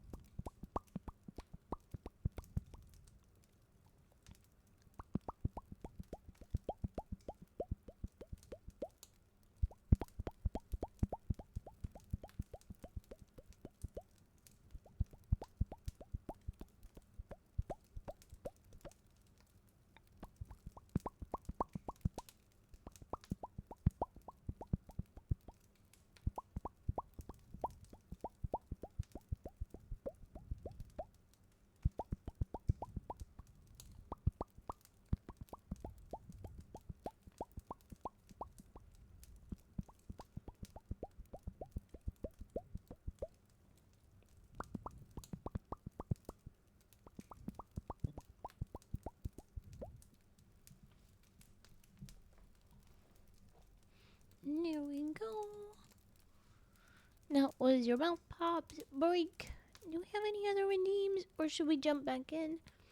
We're gonna have to have an ad in about 30 minutes, and that's around a good time that I could take a short other break to finally feed the kitties their dinners. So, I think we'll try to just keep reading until we get to that chapter 3. Take a short break there for Ad and Kitty. If there's more redeems, we can do them fairly soon. So feel free, as the little robot says, to redeem triggers. We will get to them between stories. Okay, I'm gonna put this dub back on. End of part 2. Here we go. Okay, another memory description. Once more, if I'm not saying that Xenophon is saying or asking this, it is from Grand Karcist Ian. Or maybe Senior Researcher Mile will eventually say something, but so far it's just transcribed by them. They don't actually say anything. Okay, a memory from Grand Karcist Ian, recorded and transcribed by Xenophon the AIC and Senior Researcher Mile. Whatever the pronunciation is. Okay. The things that swim to the forefront of my mind are the early days. X. The early days of what? Adytum. When the old masters were routed and we began to settle into our new home. We knew it by heart. We were the ones to build it. A vast complex of temples, fairways, stone paths, but the catacombs too. Most of Adytum lay beneath our feet. Endless tunnels and crawlways and vaults. We ate our dead from the uprising, and we placed their bones in the catacombs as we set to work. We tore down the edifices of their dancing scarlet god. We made Adytum our home. X, with you at its head. No, I was their shepherd, but I never wanted to be a king. I took refuge in one of the temples offered my counsel. I let my clavigars take the task of building a city while I looked for the secrets of the gods. Nadok did so with haste. He was well read. While we explored the city, he devoured the libraries the old masters left behind. While I was still getting settled, he had already selected the smartest of the slaves to serve as his administrators. X, he was state building. Yes, he read in the histories what anarchy wrought, but he had seen firsthand what the iron rule of the priestesses caused. He looked for something else, a way to enjoin us, making decisions together as a people. X, the Nalka. Yes, everybody a voice, a say in what we were to do. Success spread evenly, failures dispersed equally.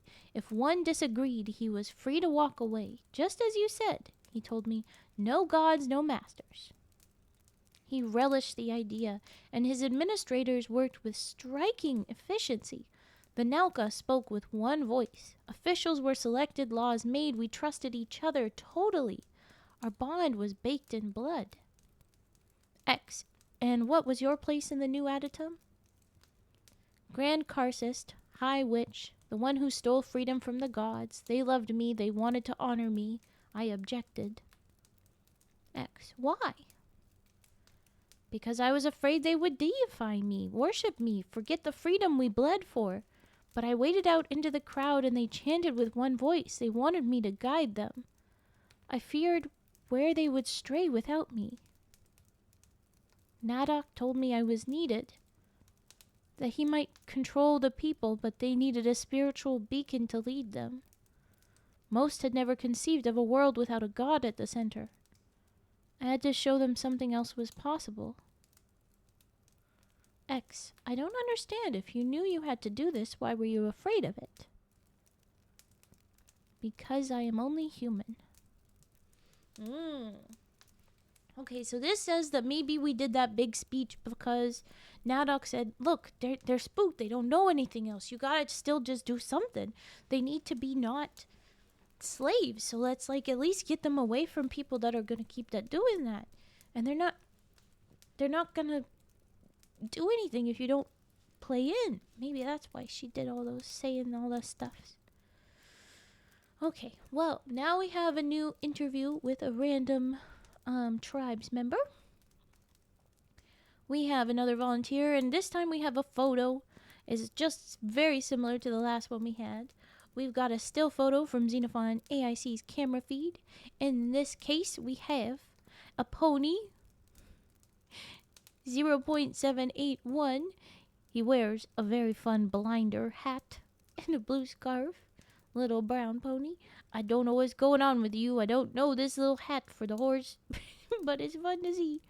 And then we have another horse, 0.822, and looks pretty chill. And then we have the rider. And this is Sarkite with a number 0.891. I don't know what these numbers are. Is it about heights? That doesn't quite add up. But I don't know what they're supposed to be. This guy is in also similar, a more traditional hat. That it's not one of the ball caps. It's got the black arches, and then it looks like it's got a green top and a yellow pointy bit. Instead of the all white like the last time. Looks like we've got a light collared shirt and a dark navy blue coat. And then, yeah, we're riding our brown horses in the sort of dusty, grassy hill. It looks very light. Doesn't look like the grass is super thick. It looks like it's more sandy than grassy. And then there's teeny tiny people way in the background. Way back. Our question is the same. What does being Sarkic mean to you? And this is number 12. Akol, A-Q-O-L. Akol, 19, rancher. Akol straightens, lowering the bale of hay he is carrying. Oh, shows him on a horse here, but maybe after he gone on. He looks at Xenophon up and down, unsure of where to focus his attention, and then says, "It is comforting to be part of a tradition. We have existed for countless generations. We have lived as we always have. The world can move on as it would like. I work the animals the same way my father and his father's father did, and on and on. I give feed to the cows and collect the eggs, and I know that many years ago someone else did just the same. The same scratchy feeling of hay on their palms and the hens pecking at their feet. Across centuries, I am one with them." And then underneath it says, on January 5th, 2042, the Black Adatum Initiative arrived in the general area marked by Grand Karcist Ian. Okay, so the wagon train is ending. Open this next addendum. Attached document January 2042. Begin log. The party is at a halt. They are in a plateau, with plains of tall grass giving way to barren rocks and dirt. The land is flat enough to see for kilometers. Ian looks around, worried. Zhang says, "I don't see a stele anywhere." This is like, that's what they had seen before. That was eventually just a big mausoleum underneath.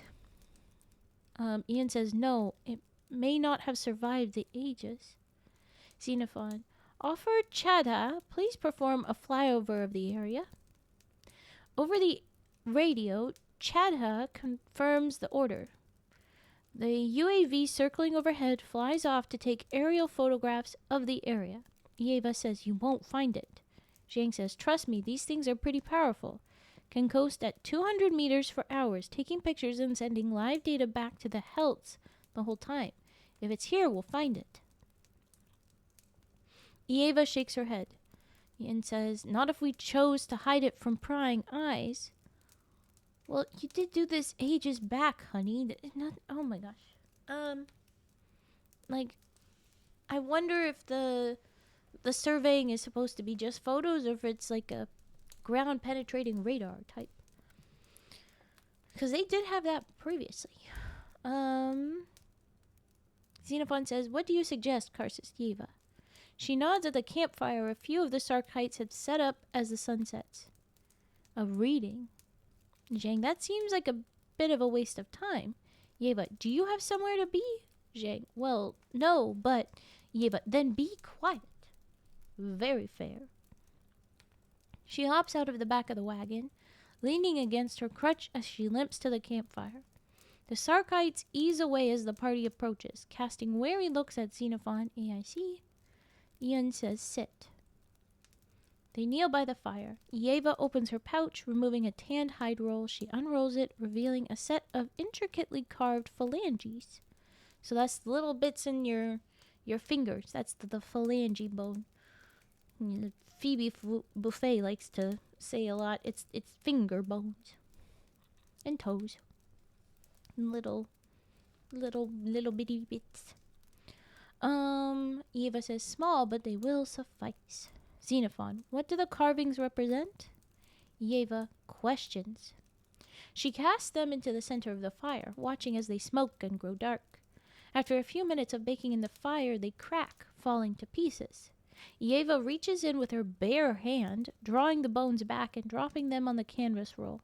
She inspects the cracks. Yeva and answers. Zhang, what do you see? She hisses in annoyance. It's not as simple as a child's game. Be silent and let me read. They sit quietly for several minutes as the fire crackles and the sun sets. Listen to the fire crackle. It's very quiet. Okay, the other Sarkites begin to set up camp. Ian says, Yeva? Yeva says nothing. The voices are silent today. Zhang, is it possible you got the location wrong, Grand Karcist? Ian, She looks around the grassy plain with a strange look on her face. No, I have been here before. Xenophon, do you remember something? Ian, yes, a promise. A funeral. No grand consumption like he deserved. We were running. We had to move. A quick burial with a promise to return. Ooh, we finally fulfill a promise. That's always feeling cool. She rises to her feet. Unsteadily, she is whispering now, eyes unfocused. Xenophon, who? She looks down at Yeva. Yeva says, Grand Karcist? Ian, look.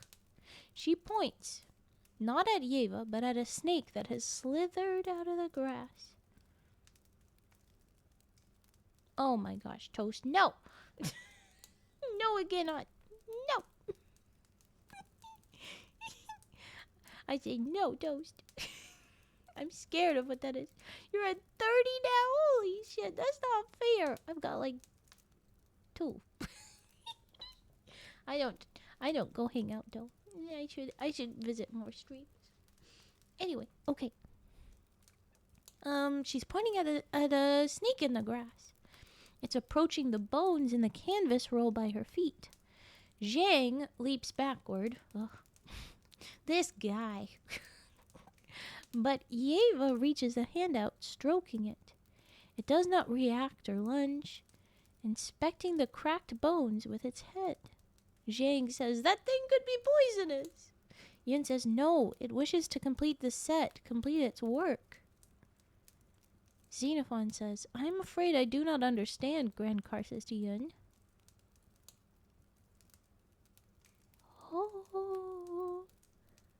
Oh my gosh. I'm so confused what's going to happen. Oh, what is this? Don't punch my frog! But that is a very cute punch. Okay, I focus. So everybody's like, what's going on? What do you mean he's trying to complete its work? She falls silent. They watch as the snake bites the bone fragment, swallowing it.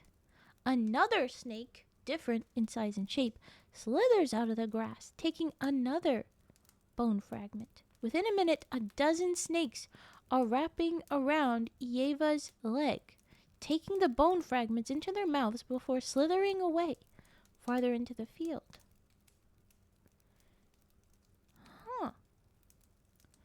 Ian, I promised I would free him.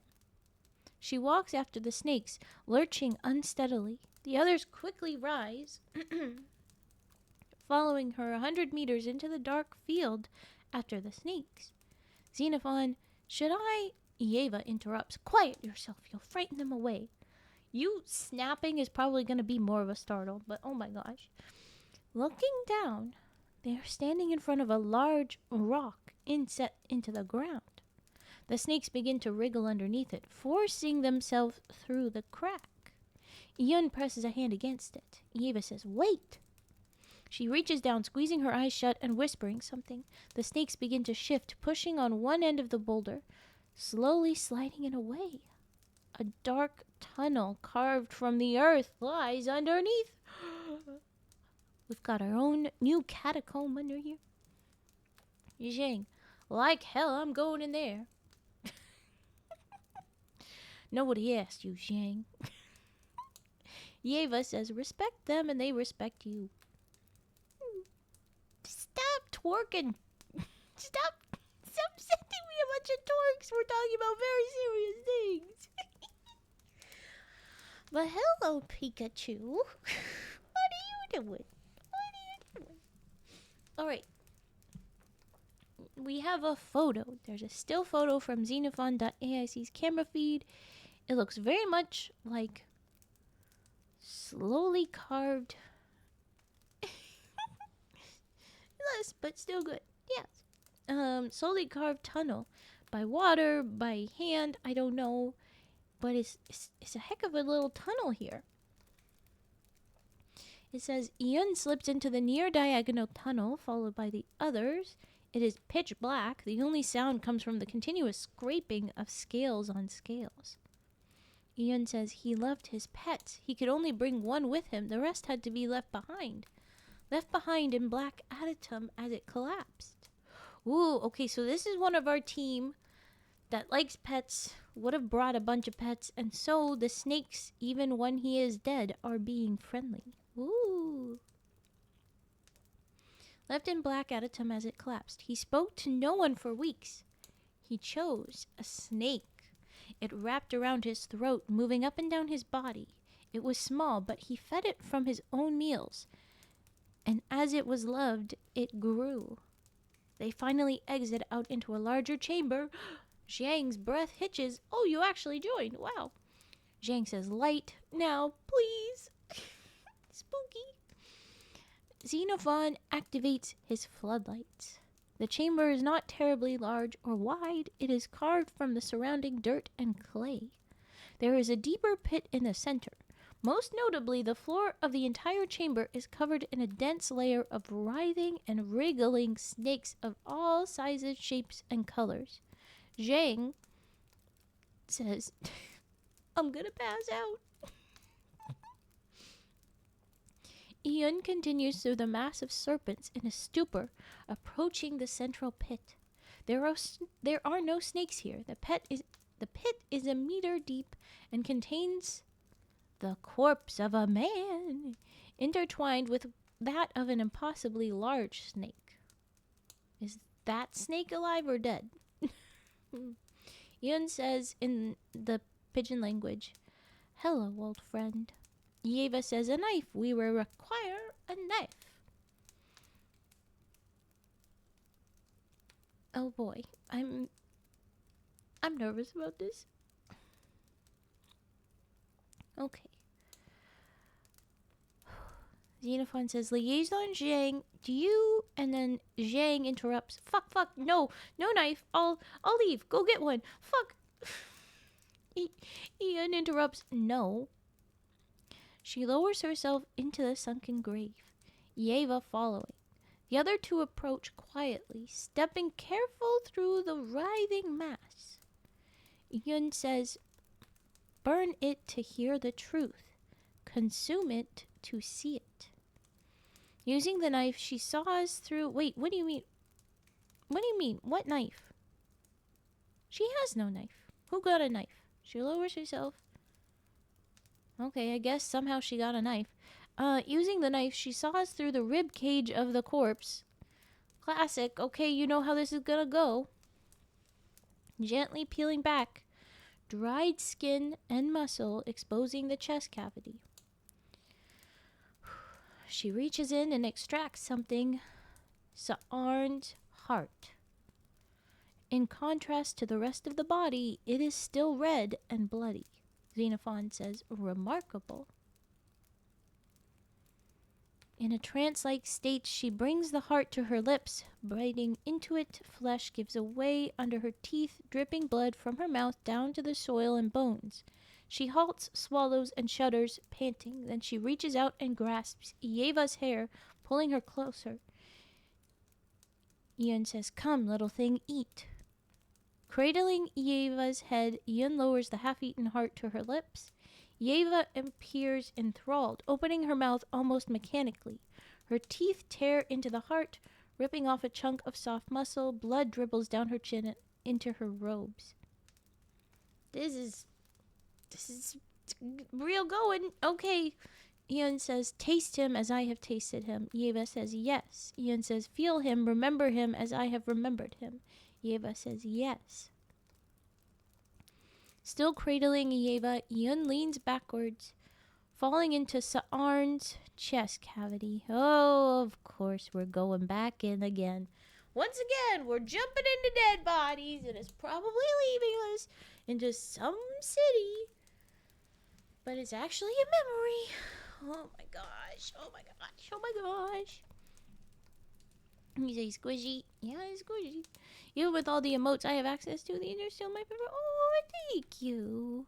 You don't like the popcorn? No. I joke. I love getting in dead bodies. Please don't say that ever again. Please don't. Please no. Hello, kitty. Yeah, I know you're hungry. Soon. Okay.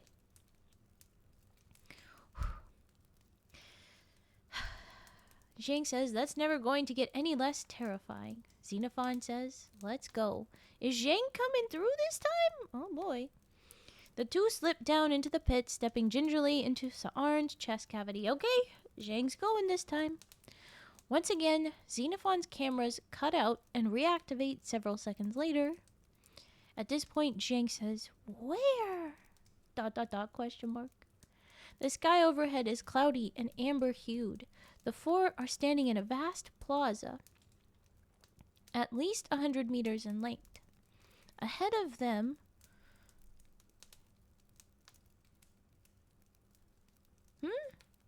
noted those. Oh, okay. 100 meters in length. Ahead of them, a massive wood and stone temple looms with peaked roofs and towers. The edges of the plaza are lined with sarkites. Most are wearing traditional tanned hide robes and tunics, with a handful wearing more ornate clothing. The edges of the crowds are blurry and indistinct. Xenophon says, "This is..." Yeva releases a breath. "Adytum." Xenophon says, "These are dead bodies."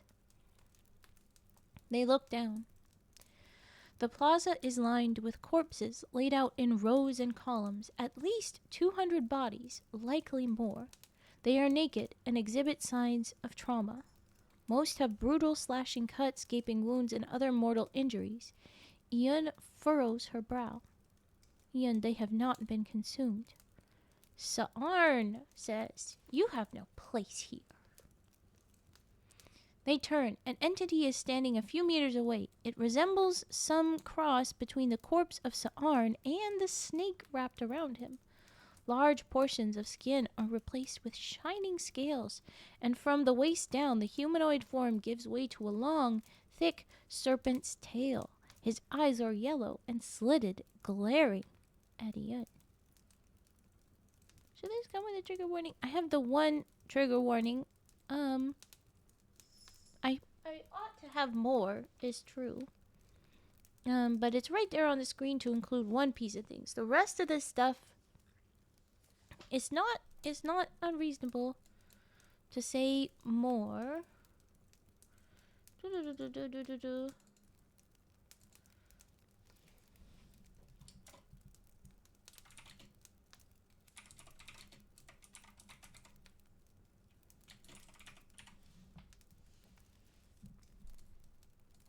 We're just gonna update it to say this.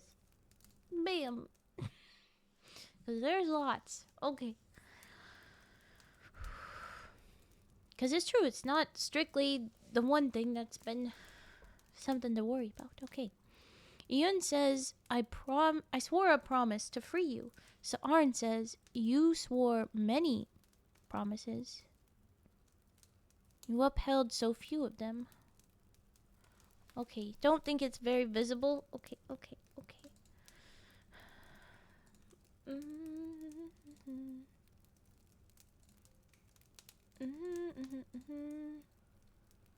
That's not quite it. I meant to change another section.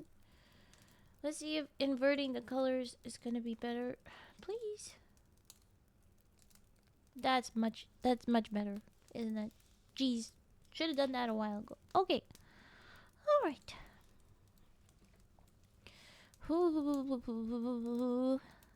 I did try to ask if it was legible for you guys. It's hard for me to tell because I know that. Anyway, okay.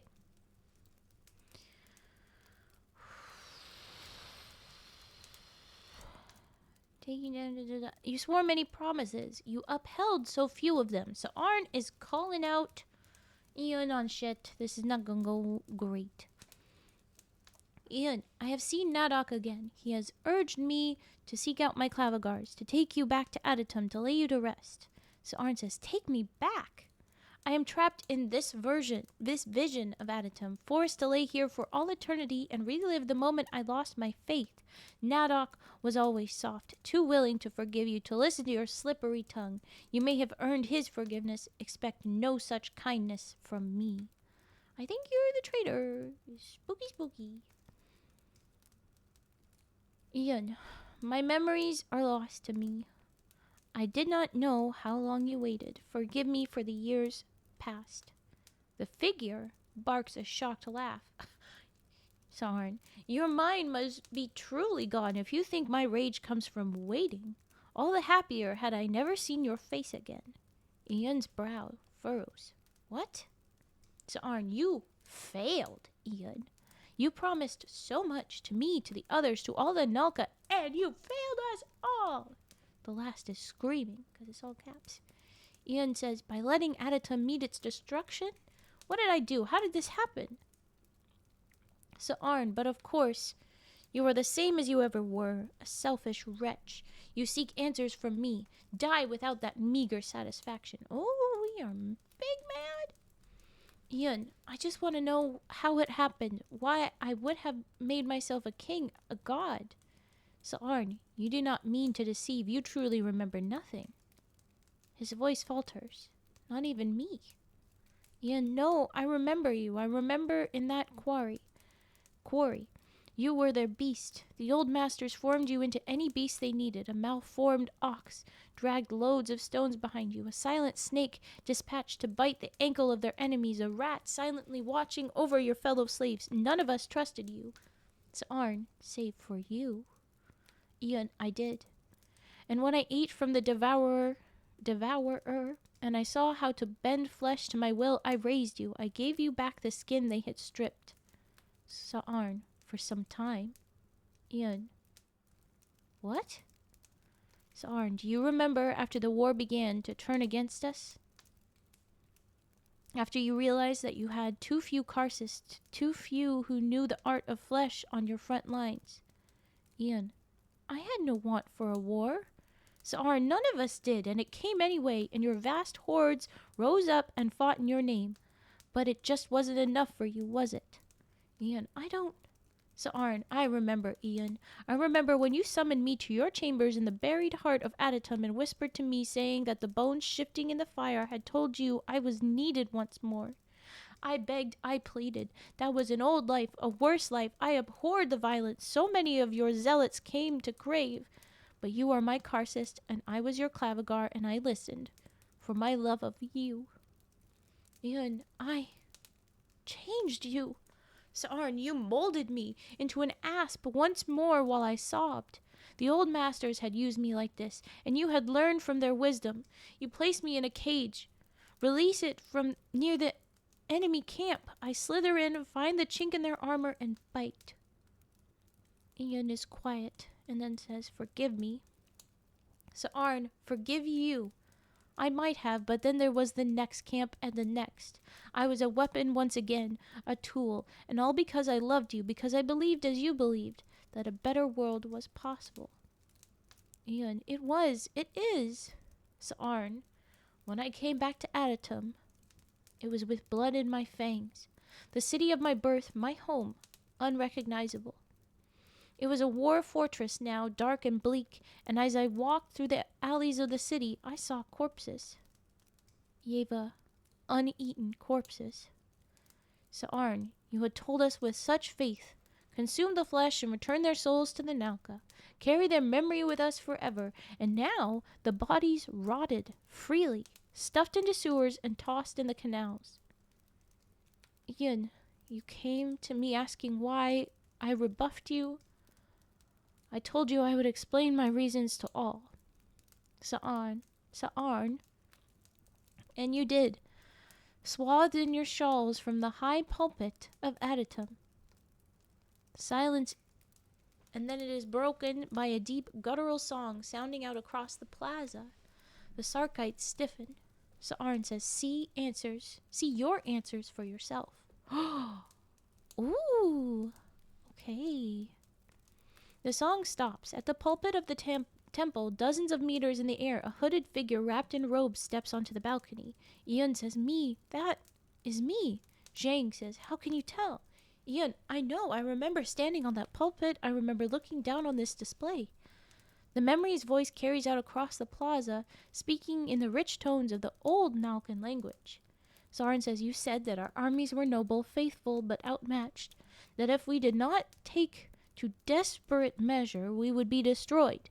But then you assured us, I have reached up to the maws of the gods and rent free their secrets. The figure falls silent again. They extend a single finger pointing at the nearest corpse. Sa'arn, and then you raised the dead. Yeva recoils and says, this is impossible, and even if it was possible, blasphemous. She would never. Ian says, no. Sa'arn, remember the dull gray and lifeless eyes as his muscles tightened and he crawled back to life. The corpse the figure pointed at then stirs. At first, just a muscle twitch, but it rapidly grows in intensity until the corpse is actively shambling to his feet. Zhang, oh God. Sa'arn, his skin was rotting, putrefacting. The blood had congealed into a thick paste. You twisted a finger and he groaned in pain, rising, skin and hair sloughing away. Oh gosh, this is gross. The corpse stumbles forward. The crowd of Sarkites gasp and murmur, several openly disgusted. The figure raises another figure, and 10 more of the corpses struggle to their feet, groaning with lifeless eyes. Nadok is standing at the base of the temple. He is shocked by the display. Sa'arn. Oh, hey, get out of there, kitty. Nuh-uh. You get food in a minute. Hold on. Let me finish. Sa'arn says, dead, but their souls confined to your service, the bodies kept from the heavens. Ian says, the Halcust. Sa'arn, no, Ian, the first Halcust. I recoiled, begging you to free them, not to use them as weapons. You swore you would when the war was over, when we were safe. Until then, even death was not an escape from service to you. Yeva, if she hadn't, we would have been slaughtered by the enemy. Sa'arn, then maybe we would have been routed from our home. But when you did that, you broke the Nalka in two, the faithful and the zealots. The destruction of Adatum hangs around your neck. Ian is speechless. Sa'arn says, maybe you will bury me in Adatum, as you say, and forgive yourself. Go then, but never think you have my forgiveness. Sa'arn's skin sloughs away as his body rapidly decomposes, the vision decomposing along with it. The last clear sight is the figure on the pulpit turning and disappearing back into the temple as dozens more corpses rise. When Xenophon's cameras reactivate, Sa'arn's corpse and the snake wrapped around it have both decomposed into nothing but bones. The surrounding snakes have ceased movement. On closer inspection, they are all dead. End log. Holy shit! This is very big. Make it just a little bit smaller. There we go. Okay, with that, I'm gonna take away my on now, and we're going to go into a quick break. So, yep. The man, this cat, he's very aggressive with his head bonks, trying to insist upon being fed. So we're going to take 5 minutes while I feed the kitties. You will probably end up hearing some kitty crunches a little later. Away we go. Here we go. And yes, you will get an ad. I'm sorry, but you will.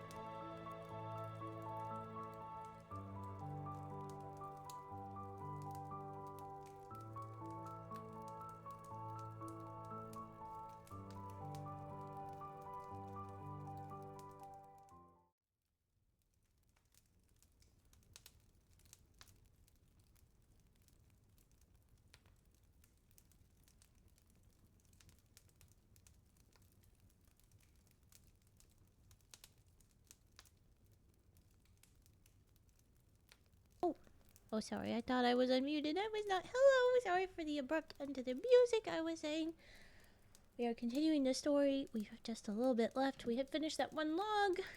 There's not much left before the chapter 3. So we have met Nadok. We have met Sa'arn. We mentioned a couple other names at different times, right? I think the next one is another one of them once more. But this is gonna be interesting for sure. Okay.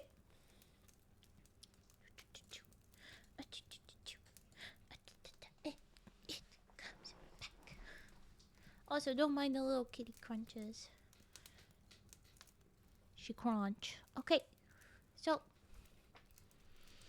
Sa'arn told her off. He's like, you absolutely did all of the bad things, Ms. Ma'am. You were exactly what you were not supposed to be.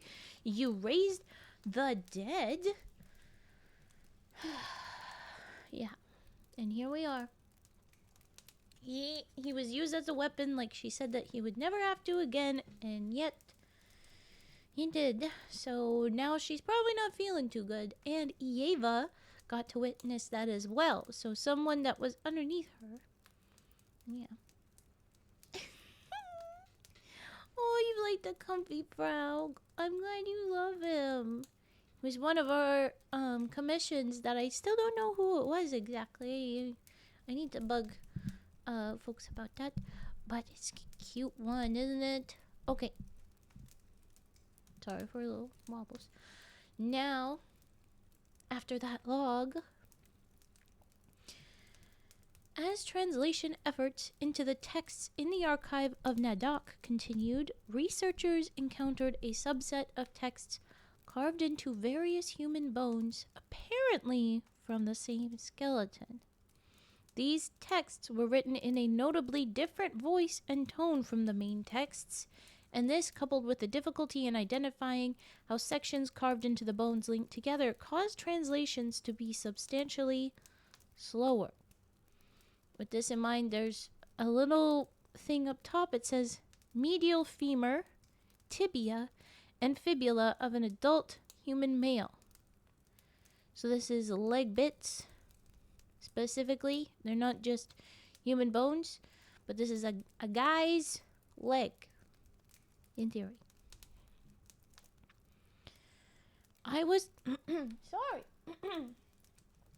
I was the first to see the cracks take shape. They were the good days when all-knowing Nadok made certain Adatum ran, that the farms brought in food and the grain was dispersed. We all had our roles to play in this grand project, and we all believed it was divine work. We did not have the blessing of the heavens, but we did not need it. The gods had nothing but contempt for our raising ourselves out of the mud. And still I noticed the cracks of worry streaked across my love's face, handsome and stone-carved. He hid it perfectly, such that not even Nadok's 10 eyes could see how he suffered. But I had seen every inch of his skin. I knew its contours and when something was amiss, and I asked him, and he rebuffed me. He told me he had an incredible burden to shoulder, and this we all knew was true, for all of us had our duties, but none had a more stinging duty than he. Ooh, who is he? But he confessed that he was racked with fear, for who was to guide the Nalka when his flesh, too, rotted away? In those days his carcists were numerous, new children born every day with a gift of the flesh. He raised them all with the care and love he might have given to our own, had we any. And they learned from their teacher and graduated and preached to the people. But I heard whispers that a handful of the younger, bolder carcists had espoused to a crowd that even holy death could be conquered throughout the art of the flesh, that immortality was within reach. And I told my lover, and his brow furrowed. The next morning their corner was barren, and I never saw those carcists again. So something that is leaving me a little questioning is that our Grand Carcist Yun was once referred to with he, pronouns, and I wonder if mayhap that is who, or maybe it's just one of Ian's lesser Karsis, because there's Karsis and there's the Grand Karsis. And I wonder who this was. But anyway, now we have Red and Green, the chat bubbles, talking about this. Red, Xenophon, with no memory of any of this stuff that's happened, says, I remember this. She was shocked by this. She didn't know how to process it. Green, who we don't know who it is for sure, says, you sound sad. Red says, I don't feel sadness. Green says, of course. Red says, I didn't know how to help her. Green says, I don't think you could have. I don't think she did either. It's something she had to figure out on her own. Red says, that sounds unpleasant. Green says, it's part of being human. And the last, that was the last bit before Chapter 3, the Ossuary of Uruk. So the next bit is meeting Uruk, another one of the folks in the beginning, the Clavigars, the family of the Grand Karsis of sorts. With that, I will say we can do a quick little break for redeems if people would like, or I could just charge on. Hydrate, of course. Thank you for hydrate. Oh, that is good to get some water. Humming, okay.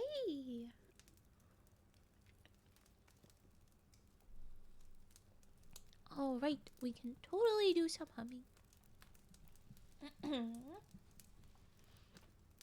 do I want to hum? Let me decide. Hold on.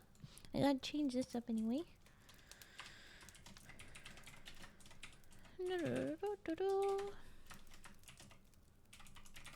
Alright. Okay.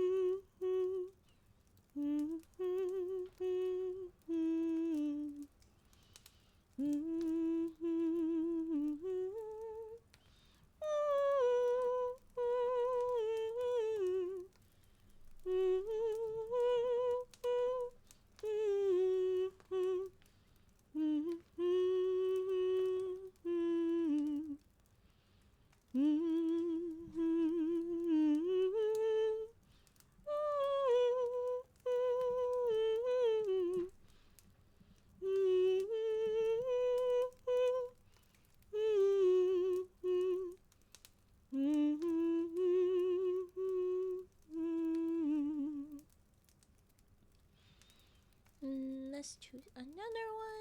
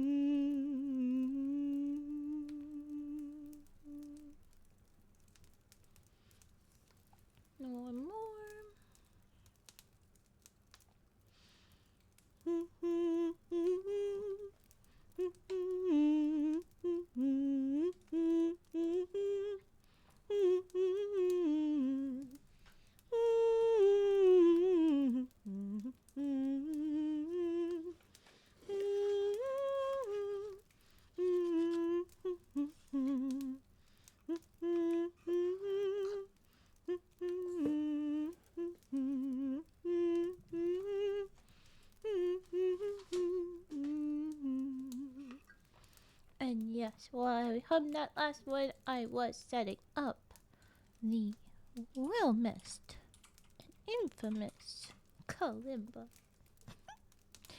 It's Kalimba time! Yes, I collected Kalimba when I collected Herbert. He made sure to bring that along.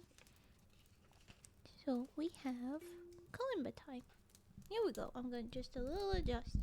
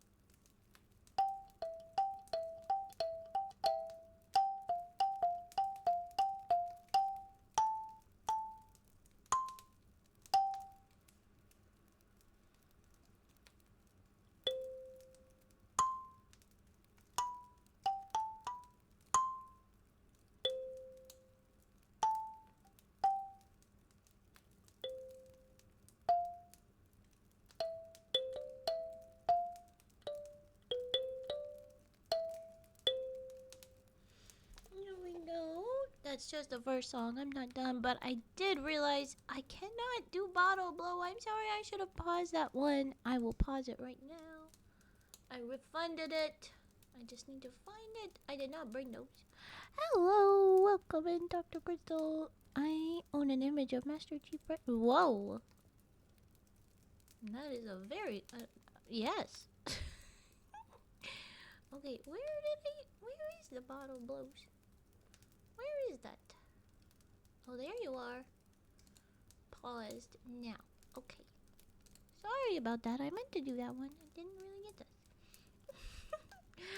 I try to look after you guys, Toast. Okay, more Kalimba, more Kalimba. Okay.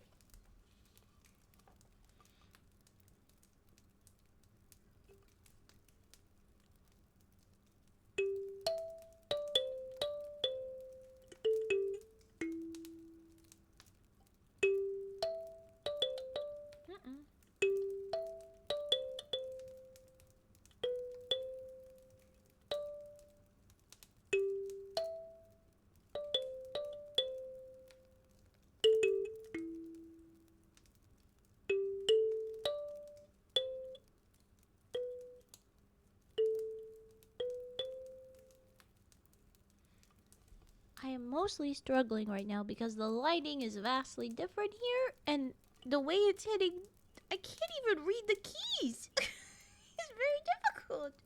Okay, I'm gonna try again.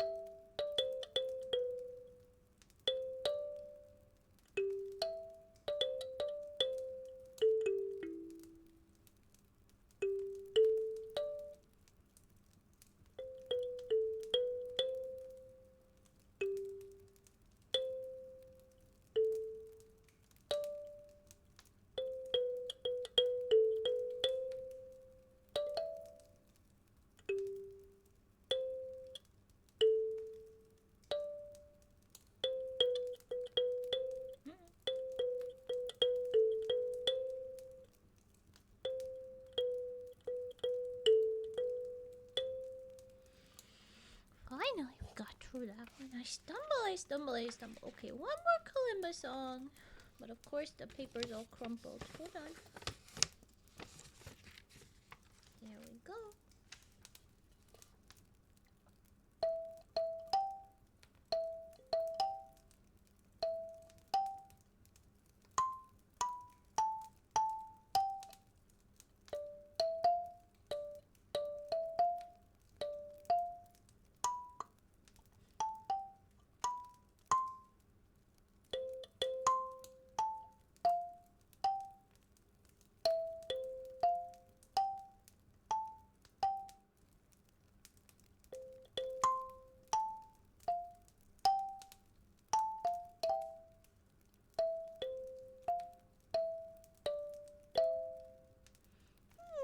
That one went pretty good.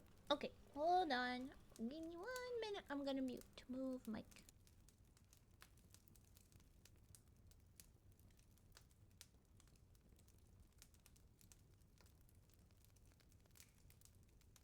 I can always move the mic in one direction without it making a fuss, but then if I go back the other way, always got lots to fuss about. It's always mean. Okay, that's probably a good spot to properly fold that end. Okay. Kalimba goes back into the... Okay, bye-bye, pen. Ugh. Kalimba goes back into the box. Where are we at? We're at 9:30. Ooh. I am not so certain we will get through chapter 3, the Ossuary of Uruk. It's a long chapter. I don't think we're gonna get through it. I'm surprised we got through chapter 2, but nobody was really chatting and distracting me all that much.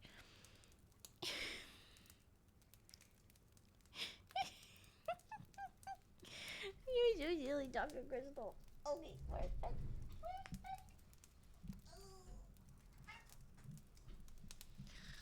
The balance needed with deer legs for this. Okay. Singing bowl. And I suppose I could rage buff. I guess. Maybe. Alright. Let's do singing bowl.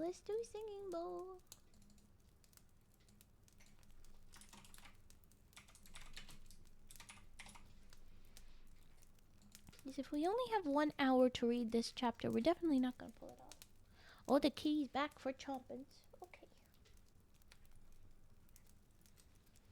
Here we go.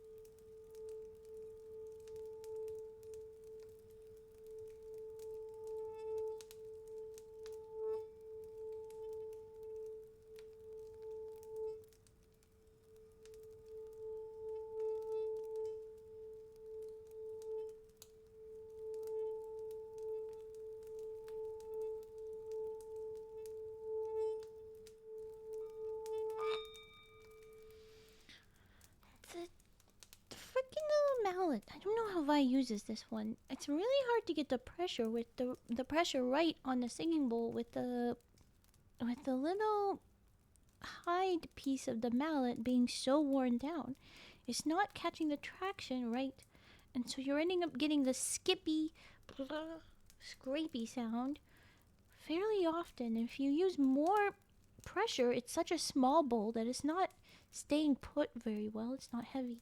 Jeez, it makes me want to give her my bowl until I can get her a new hide on her mallet part at least. This is so not easy. It's very mean. You might remember me using the singing bowl back home, and it's typically pretty smooth. This one is so snippety. If any of you decide to become a scientist here at the Foundation, boy, do you have you have to ready your taste buds for bacon-flavored Pepsi, infused with SCP-999, of course. I don't know what SCP-999 is, and I'm nervous. Please, no bacon-flavored Pepsi. No. I'm good. I have the memory of a goldfish. I don't know what it sounds like. Sounds like no skippity bit. You know, the part where it sounds good. The part where I sound like I'm doing what I'm supposed to. If Vi is managing to play this one without any skippies, good for her. It's just like, okay, you're supposed to be able to play this. It's not about how much pressure typically, it's about just consistent pressure. And this one, I can start pretty quick with a light pressure. Already begun. And if I just do wrist twists, I can get it better, but you're supposed to be able to move your whole arm around it as well. But because of the whole arm around it, you get really scratchy. All these little scrap, those aren't quite right. And doing just the twist from the wrist, it might hurt eventually, so I don't want to do that one. But even then, previously I wasn't hitting it at the right spot. Reminds me of fork on glass. When it does the scratchy bit, yeah. When it is the soft, smooth, it's more like the finger on the top of a glass. That sound. Actually, this is based off of the same principle. You can get a glass to do that. Typically, you wet your finger in a partially filled drinking glass and you can get that singing sound. It's the same physics. But yeah, because this mallet is very worn down, at some angles it's not quite as worn down and it will give a bit more of a squish. But yeah. Ugh. It's almost dark, so I can finally take a walk. My goodness, is that antithetical to some people's need for safety through this. Fork on glass is the femur breaker of the ears. I can't disagree. Also, the anomalous sandwich escaped somehow. I swear it was in the small tungsten box I contained it in. Uh-oh. Walking at night in the dark is way better than during the day. It's nice, but depending where you are, the safety part. The safety part, my guy. I can't disagree. A nice walk in the evening, in the dark. But you gotta be at the right places. Okay.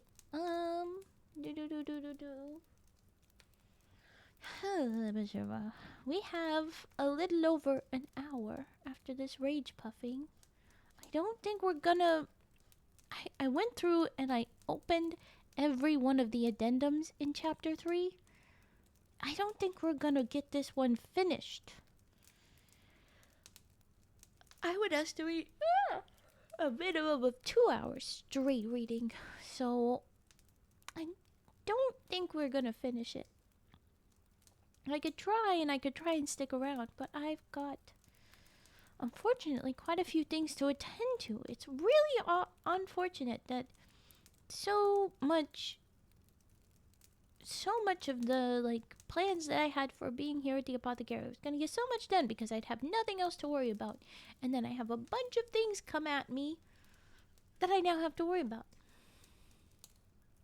Quite unfortunate. But I'm still doing what I can for stream. So, I don't think I can do that. We will have about an hour to do whatever we'd like. Instead, I could pull out the 2-minute mysteries. I don't know how much people want to listen to 2-minute mysteries. We can do chatting and we can do triggers. I don't know. I won't describe myself, but you wouldn't just come up to me. Okay. Walking at Night is a horror movie here in the Foundation. You need to understand. I walk through hallways so dark, it feels like I'm in an actual horror movie. Collecting knives is cool. That's lovely. Alright. I'm going to try to decide. Did you get the tea while you were at home? No, but I found where tea was here. And I meant to get cocoa today, but I didn't get cocoa on my adventure. Grocery adventure. I meant to get hot cocoa. I did not. Meh. But I found the tea here, and that is good. That is helpful.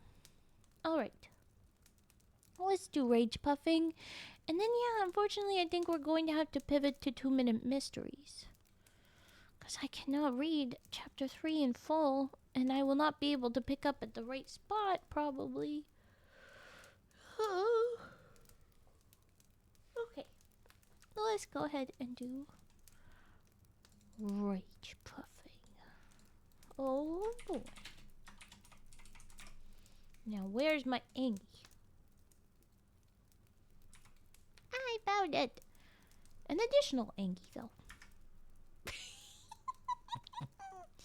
Okay.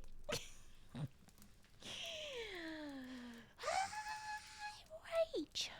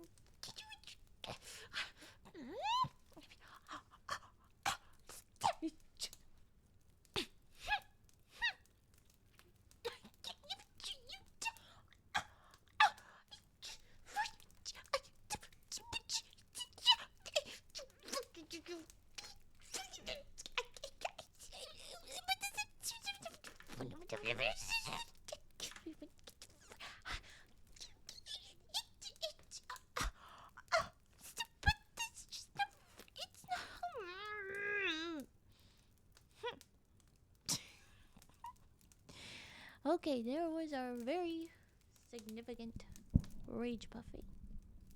My ear's okay. I think my headphones being a bit funky. Alright. Stealing anyone's nuggets will make anyone mad. Trust me, Ms. Amethyst killed 4D classes because of that. Okay, Mrs. Amethyst, I don't know who you are, but no.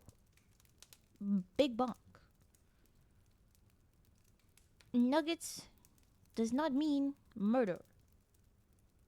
No fair. Okay, where's my Angie? That's my Angie. Aren't you so happy with the little funky hands that I got? Vi's got so many cool things. I want to add more stuff. When I get the new lovely laptop running properly with all this stuff, it's going to be great to add in extra little things. I'm just nervous if I add too many things in the front bit for like silly time streaming, that when I eventually actually set up the like gaming part, I'm not going to have space for it. But I think I know what I need to do. It's just going to be tricky. I think I need to get a capture card if I'm going to do like proper gaming. And if I'm not going to do that and I'm just going to try and stream on the laptop, I don't need to worry about that. And I do think I should, because we've had some of the other issues. I'm hoping that if I try it on the laptop, just all new, set everything up, if everything is cooperating, then I'll know it's not ever been my Wi-Fi. It's always been like OBS being mad. And then we can have a bit more consistent stuff. But I don't know. We'll see. Alright. I yawned. We read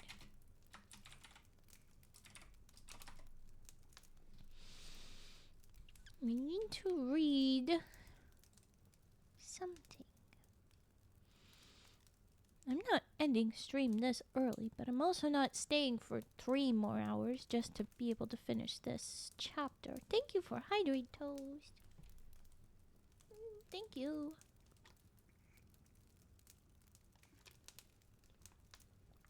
Uh-oh. I dribbled a little bit of water. Yep, okay. None of you have said a dang thing about whether we should do what. So, I'm gonna go with what I've been teasing. We're gonna read some 2-minute mysteries. There is enough in this book to take up an hour, I think. We'll see. Alright. Scuffle, scuffle. Move the kalimba box so I can actually write on things. Scuffle, scuffle.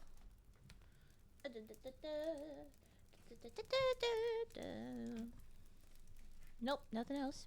Copyrights. Do you know how that would have ended? Interesting. Okay. Alright, this one has a funky name. Oh, why are we bonking?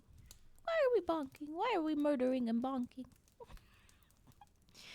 This next story is the case of the sleeping deer.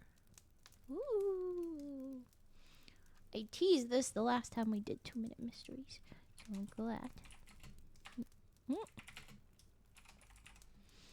Let's read the sleeping deer.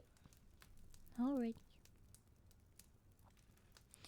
If you don't know how this goes, I'm gonna read this story out loud once. I'm gonna read in my head the little answer that they have listed. I'm going to give you a clue, mayhaps, because... Oh, murder is illegal.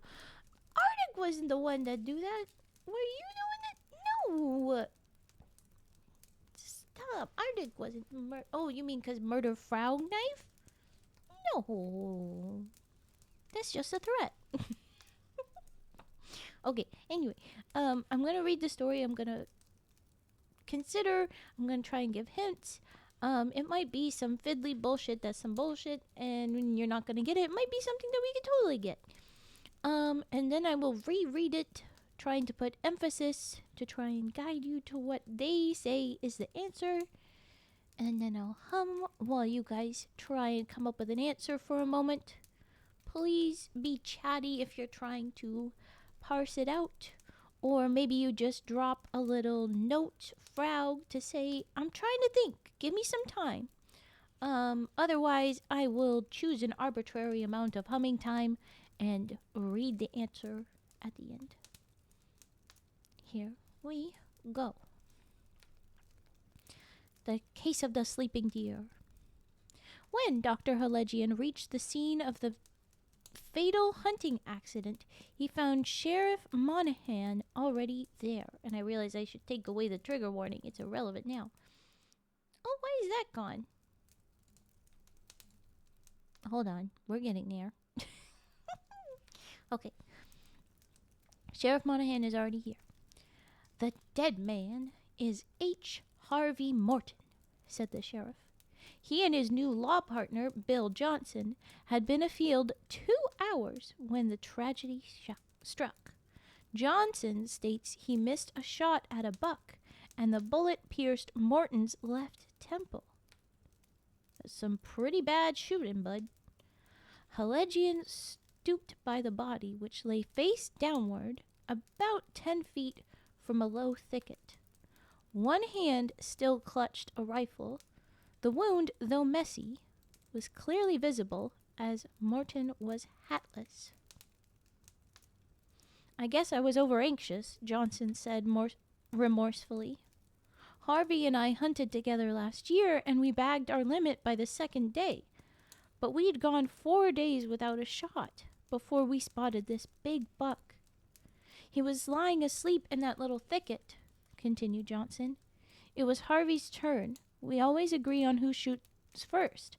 I sneaked in closer, believing Harvey was right behind me, but he must have crept in on the far side of the thicket. Well, the buck sensed us because he suddenly rose to his forelegs. Then his rump came up and Harvey still didn't fire. The buck was ready to bolt, and I knew I'd have to shoot it first or lose the big fellow. I missed, and it hit poor Harvey. Didn't Harvey wear a red hunting cap? Asked Telegian. Johnson looked surprised. Yes, he must have lost it in the woods someplace. Thanking the distraught hunter, Helegian returned to the sheriff. I'd check into the firm of Morton and Johnson, he advised. I've a strong suspicion Johnson had good reason to kill his partner. Why did Helegian suspect Johnson, besides those two being the only two in the story, and of course it not being an accident, or else why are we here, you know? Anyway, besides that, why? Okay, I think...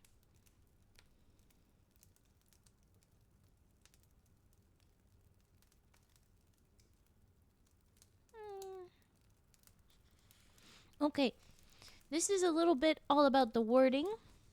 If any of you... Well, geez, I don't even know how to specify. Well, good thing I read a second time, Toast. If any of you know the fiddly specifics of this kind of description, maybe you'll figure it out. But, it's very particular wording that will give you the hint of things, and then you do need to know.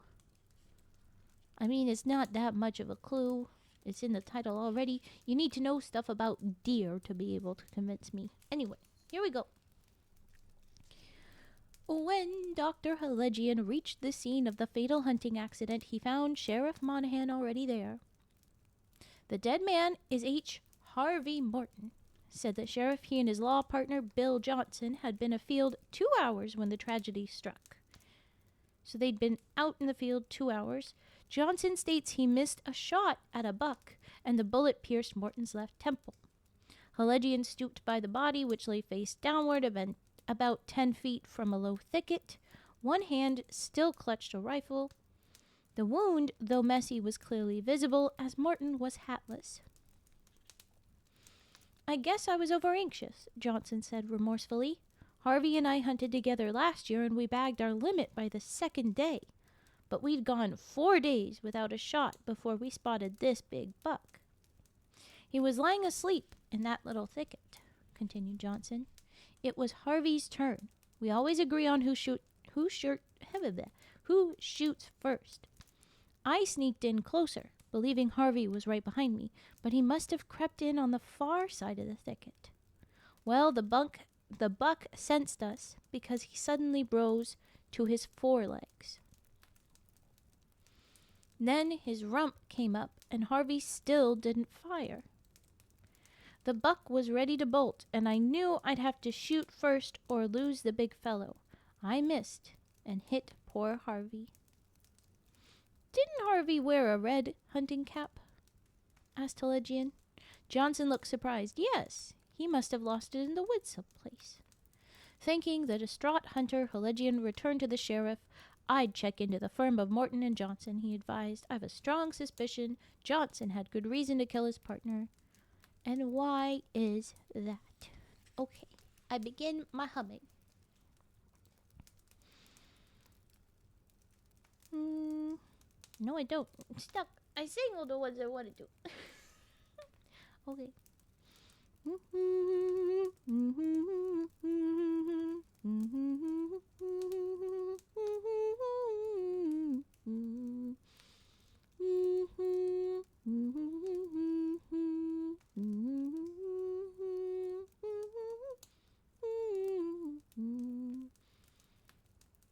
The dead guy was crawling, right? They never say anything about him crawling. They don't actually say he was crawling. He fell. He lay face downward about 10 feet from low thicket. The wound, though messy, was clearly visible as Morton was hatless. The bit about crawling was crept in on the far side of the thicket, as in they were trying to be quiet, and yeah, maybe low, because the buck was sleeping, so on the ground. And he was still clutching a rifle, so I wouldn't think that he was crawling, because his hand was on the gun, it wasn't on his back. So he's probably not on his hands and feet crawling. I'll tell you guys that that's not quite it.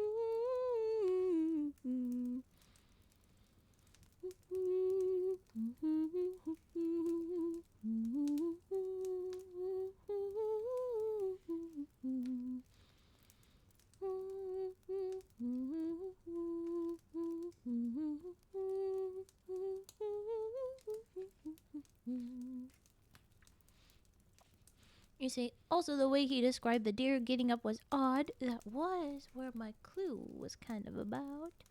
Was it because they hadn't killed any and it was already the fourth day? He was saying that that's his alibi or kind of thing. That's his explanation, that he was like, I was just over anxious because we hadn't killed anything yet, and this felt like our last chance. And there he was, and even though it was his turn to shoot, he wasn't fucking shooting. The deer got up. Oh, okay. So that's exactly where I was at. He still wasn't shooting.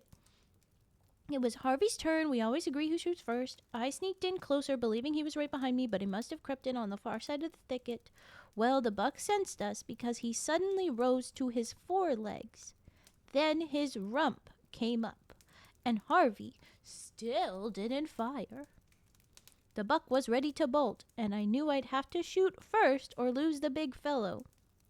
I missed and hit poor Harvey. Yeah, that's backwards? You say that's backwards? Well, I'm gonna go ahead and say it, because, yeah, leg order. Johnson's story was clearly an invention. He said the buck rose first on his forelegs, which is to say the front legs. Unfortunately for him, a deer gets off the ground. Hind end first. Yeah, your ass goes up first when you're a deer. So he's like all folded in, suggesting that he got up on his front legs. That's not how that worked. The ass went up first. Yeah. When startled, you can't really tell which happens first, to be. Well, yeah, but the way that he said this and then that, especially as they're hunters, and he's like, and then this and then that, bubba and bubba, you should know this, buddy. You should know this. Why is this, you know? But it was not it. So it was clearly something going on. Something was wrong. But that's, I mean, to Helegian's credit, instead of arrest him immediately, like he usually says, he says, go look into that. He says, go look into Morton and Johnson. I have a suspicion that Johnson has a reason to kill his partner, a good reason to kill his partner. So he's like, yeah, I bet you that there's something to say that Johnson wants to get rid of him. And if that's true, keep digging, my guy. Go after that dude. I mean, bro just shot his friend. It's true. Not necessarily evidence, just reason for suspicion. Entirely so. It's like, excuse me? Don't let that one go out of the country, okay? Which is better than they usually do. Yeah, exactly. He's usually like, immediately clap him in irons. He shall go to prison. No more. I say he's innocent. I say that's perfectly capable. Usually they're like, you said one potentially sus thing. Straight to jail. Straight to jail. They do. They're quite aggressive about it. Mm-hmm. He could very well be innocent. The red hunting cap thing was clearly a red herring. But I'm also like, yeah, where did his hat go? What happened there? But yeah, intriguing. All right, the next one is called The Case of the Slip of Paper. How exciting. A slip of paper. Don't mind me. All cynical like. Did I do a double? No, I didn't. Okay. Slip of paper. The night clerk in the Jade Motel was the lone witness to the telephone booth slaying of gambler Ken Cobham. That's where we open. So we've got Jade Motel, the night clerk there, the death of a gambler in a telephone booth. And here we go. He, night clerk I guess, told the police that Cobham had just spun the dial 2 or 3 times when a masked gunman shot Cobham twice in cold blood. The killer escaped as Cobham staggered around a corner and fell dead. It's a professional job, no clues. Tomorrow I ought to get a visit from Nick the Nose, sighed Inspector Winters. Now, Nick the Nose they've had in before that he usually has shitty info. It's usually some bullshit.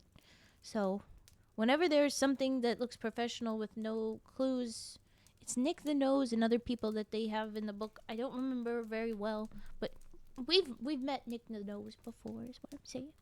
So Inspector Winters is like, ugh, this guy's gonna be here again, isn't he? Sure enough, the following day as the inspector and Dr. Helegian, the famed criminologist, were going out to lunch, Nick presented himself at headquarters. I got a lead on the Cobham murder, the greasy little informer said. You haven't had a lead since you won the sack race in 2nd grade, snapped the inspector. Oh, okay, we salty. I guess they were classmates. Unruffled by such a heartless truth. Is it a heartless truth? Wow. Nick handed the inspector a torn slip of paper on which was written Z2. It spelled out like the letter Z and then a lower letter E, so I would read it Z or Z, and then dash, and then 2, and then another dash. You remember Cobham staggered out of the telephone booth? Asked Nick. He turned a corner and the night clerk lost sight of him for a few seconds. Yeah, the newspapers had that, said the inspector. Cobham bumped into Icky Francisco, said Nick. Cobham dropped a piece of paper. Icky picked it up. The numbers on that paper are part of a telephone number Cobham must have been calling when he was shot. I got the other half of the paper with the last 4 numbers in my pocket. I figure it's worth something big.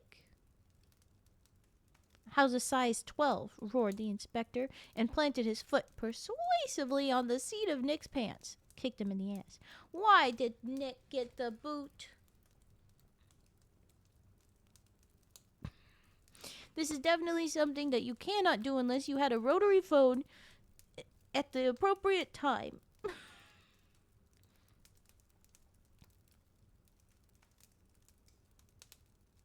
Wow.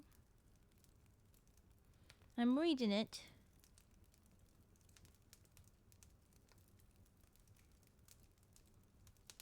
Okay. So this is something if you have weird specific information about the stuff, and because no one's gonna know it, I'm gonna read through it really quickly in case people were not listening, and that's fine. And then I will just tell you the answer. No humming, just straight to it because it is too old of news, too specific. The case of the slip of paper. The night clerk at the Jade Motel was the lone witness to the telephone booth slaying of gambler Ken Cobham. He told police that Cobham had just spun the dial 2 or 3 times when a masked gunman shot Cobham twice in cold blood.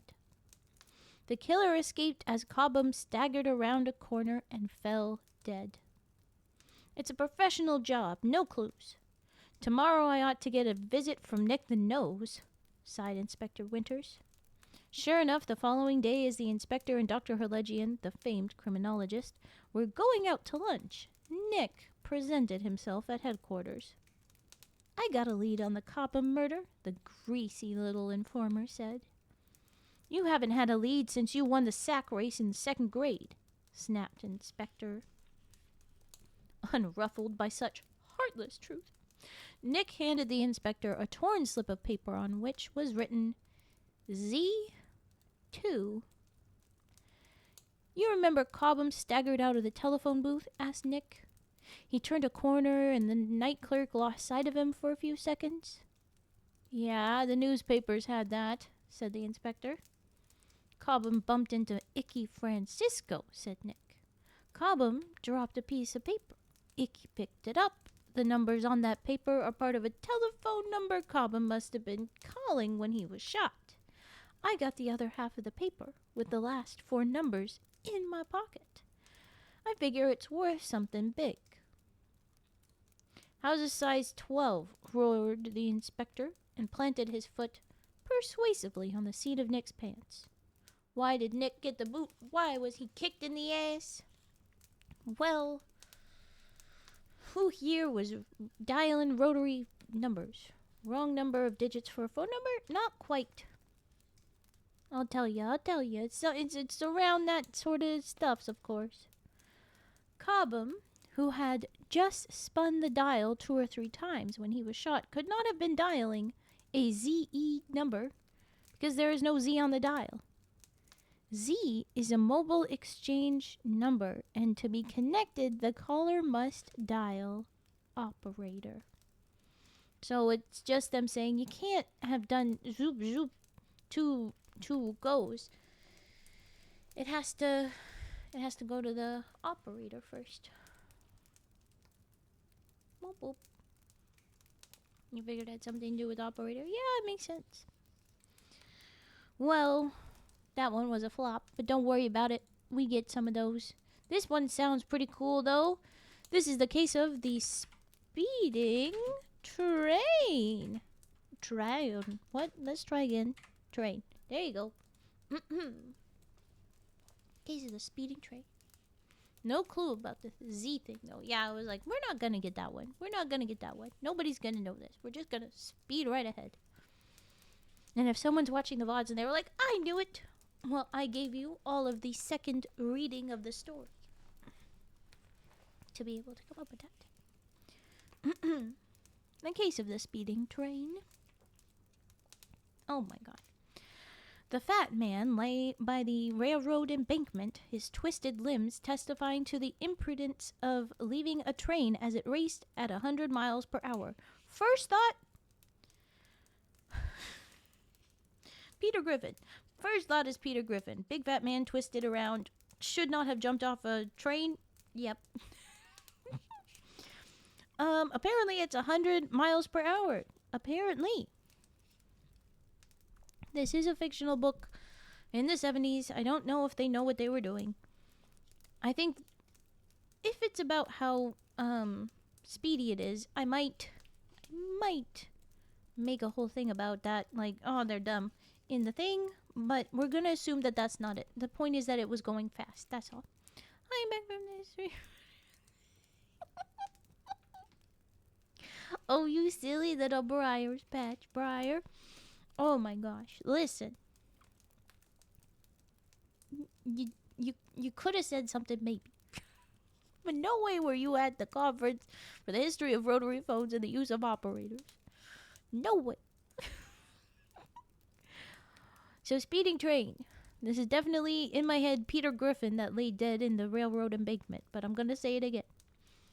The fat man lay by the railroad embankment, his twisted limbs testifying to the imprudence imprudence of leaving a train as it raced at 100 miles per hour or something speedy kind of like that. There you go.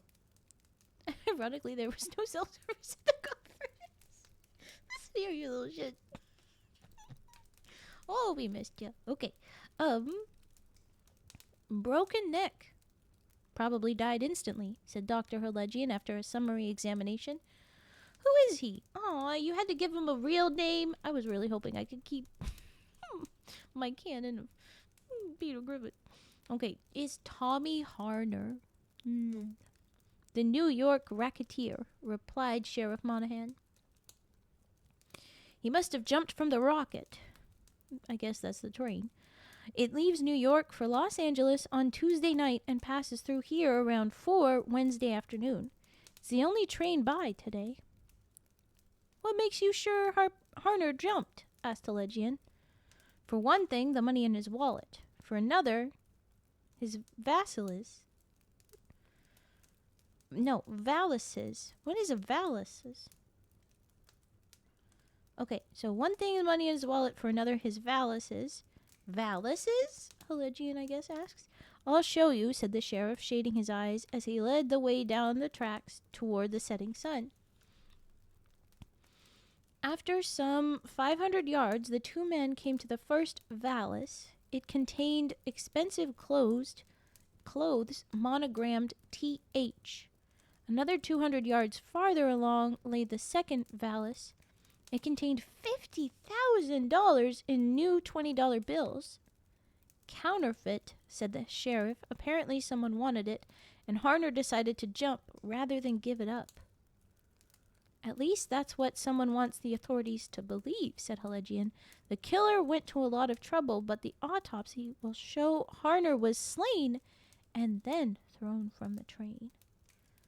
How did Herlegian know? Frick, how do I know? We're gonna have to look up what valises are, but I'm pretty sure it's suitcases. I will also read the little answer quickly.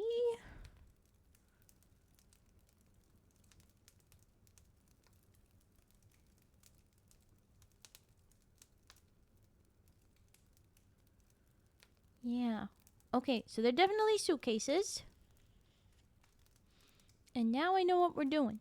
I know what we got. You guys can do this. I believe in you. I'm going to read it again. I'm going to emphasize where I can. And I am not going to give a clue besides you guys can do this. The fat man lay by the railroad embankment, his twisted limbs testifying to the imprudence of leaving a train as it raced at 100 miles per hour, or something like that. Broken neck. Probably died instantly, said Dr. Herlegian after a summary examination. Who is he? Tommy Harner, the New York racketeer, replied Sheriff Monahan. He must have jumped from the rocket. It leaves New York for Los Angeles on Tuesday night and passes through here around 4 Wednesday afternoon. It's the only train by today. What makes you sure Harner jumped? Asked Herlegian. For one thing, the money in his wallet. For another, his suitcases. Suitcases? I'll show you. Yes, I'm redacting that to make sure people understand. I'll show you, said the sheriff, shading his eyes as he led the way down the tracks towards the setting sun. Towards the setting sun. After some 500 yards, the two men came to the first suitcase. It contained expensive clothes monogrammed TH. Another 200 yards farther along lay the second suitcase. It contained $50,000 in new $20 bills. Counterfeit, said the sheriff. Apparently someone wanted it, and Harner decided to jump rather than give it up. At least that's what someone wants the authorities to believe, said Herlegian. The killer went to a lot of trouble, but the autopsy will show Harner was slain and then thrown from the train. How did Herlegian know? All right. Sun fully down, time for walkies. Damn it, Fetchner! Damn it, Fetchners! I thought I'd be able to hum this time. Everybody shame Fett for his incredible on it brain for these. I love that you're listening and you're responding to them quickly. Whenever I'm looking at them, I'm similar. I need a second read, I think, where I'm like, huh? And I can pick up on some of it because, I'm the one saying it. I'm processing a little bit more. But if someone was reading it to me, I'd be like, the little, no, that face of hers is this sort of, oh, one blink, other blink kind of thing. I like mysteries. But still, like, your brain can process it is what gets me, because mine can't. Okay, so here we go. What they exactly say is the two valuses. I keep wanting to mix up the S and L. The two valuses, or suitcases, were found far to the west of the body, towards the setting sun, in the same direction as the train traveled. New York to Los Angeles. Hence, Harner had left the speeding train first, and his bags had followed him several seconds later. There you go. Fett got it. Nailed it right on the head. Yeah, that's it. That's pretty directly it. I wonder how they killed him then. What they couldn't find. And they were just like, wow, well, yeah, there it is. Yeah, 500 and 700 yards away. It's kind of far off. If it's about, like, he didn't want to give up the money, so he jumped instead. It sounds like he threw it away instead if it was the right direction. Like, maybe he had thrown the bags first, and then they pushed him off or something. Or he jumped, like, okay, I can see that if it was going the correct direction. But, like, nah. It's cold and I'm... No, you're not. Let's not call ourselves it. But yes. Sounds good. Short walk. If the bags were first, maybe he tossed them into... Yeah, exactly. Where he's like, nope, you don't get it. The trees get it now. But then, yeah, maybe he jumped or whatever, but... It's the bags towards the setting sun, which is the right direction for going to LA, I guess, according to the book. But yeah, okay. Next case is the case of the spilled brandy. Not the booze. Spilled brandy. All right. In pouring Dr. Halegian's 20-year-old brandy, Inspector Winters inadvertently spilled a liberal quantity on the carpet. How dare you!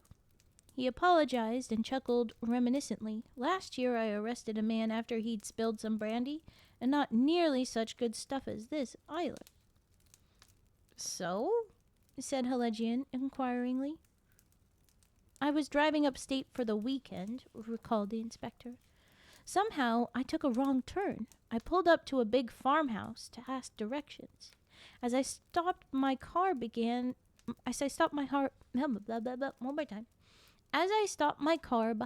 a black convertible in the driveway, a young man burst out of the house. Do you live here? He shouted excitedly. I told him I didn't. Nonetheless, he seemed awfully glad to have somebody else around. He said he was a stranger who'd stopped to ask directions a minute before I arrived. The house is empty, except for a woman lying on the sofa. I think she's dead, he exclaimed. The woman wasn't dead, but she wasn't very alive. She is mostly dead. Mostly dead is slightly alive. Not with her head bloody and bruises on her throat. Okay, so she had bruises on her throat and her head was bloody, is what they're saying. The way that was phrased, it was weird. I'd told the excited young man to find some brandy, and he disappeared into the kitchen while I telephoned the police. When the young man came back, I tried to tell him the brandy was to steady his nerves, but he acted too swiftly. He put the bottle to the unconscious woman's lips. He spilled most of it over her chin and throat before I yanked the bottle away. Leave her alone, I ordered, and just to make it emphatic, I held my gun on him till the local police could place him under arrest. Luckily, the girl survived, but if I hadn't driven up unexpectedly, he'd have finished choking her to death. Ooh, how did the inspector know? Jeez. Mm-hmm. It's a good one. It's a pretty straightforward one. Okay, I'm just gonna read it quick. I'm sure you'll catch it. Fat. Case of the spilled brandy. In pouring Dr. Helegian's 20-year-old brandy, Inspector Winters inadvertently spilled a liberal quantity on the carpet. He apologized and chuckled reminiscently. Last year I arrested a man after he'd spilled some brandy, and not nearly such good stuff as this, either. So? Said Helegian inquiringly. I was driving upstate for the weekend, recalled the inspector. Somehow I took a wrong turn. I pulled up to a big farmhouse to ask directions. As I stopped my car behind a black convertible in the driveway, a young man burst out of the house. Do you live here? He shouted excitedly. I told him I didn't. Nonetheless, he seemed awfully glad to have somebody else around.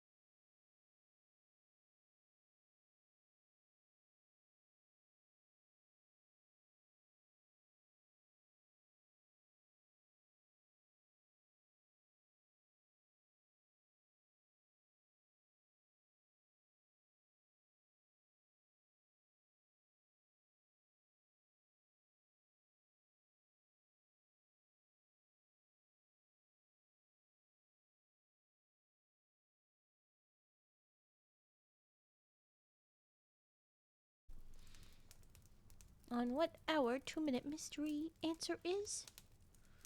Come on now, I believe in y'all. Not even Fetster has anything to say. I assume Fetster is suddenly busy. I assume this. I really do. Because Fet likes mysteries and kicked the other one's butt and knows how fiddly bullshit these are. I believe. I believe if he was listening, he would have said already. But anybody else?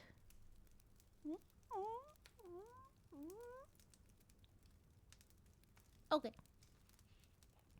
Well, you're gonna find it stupid. The young man claimed to be a stranger in the big farmhouse, yet he knew the brandy was in the kitchen.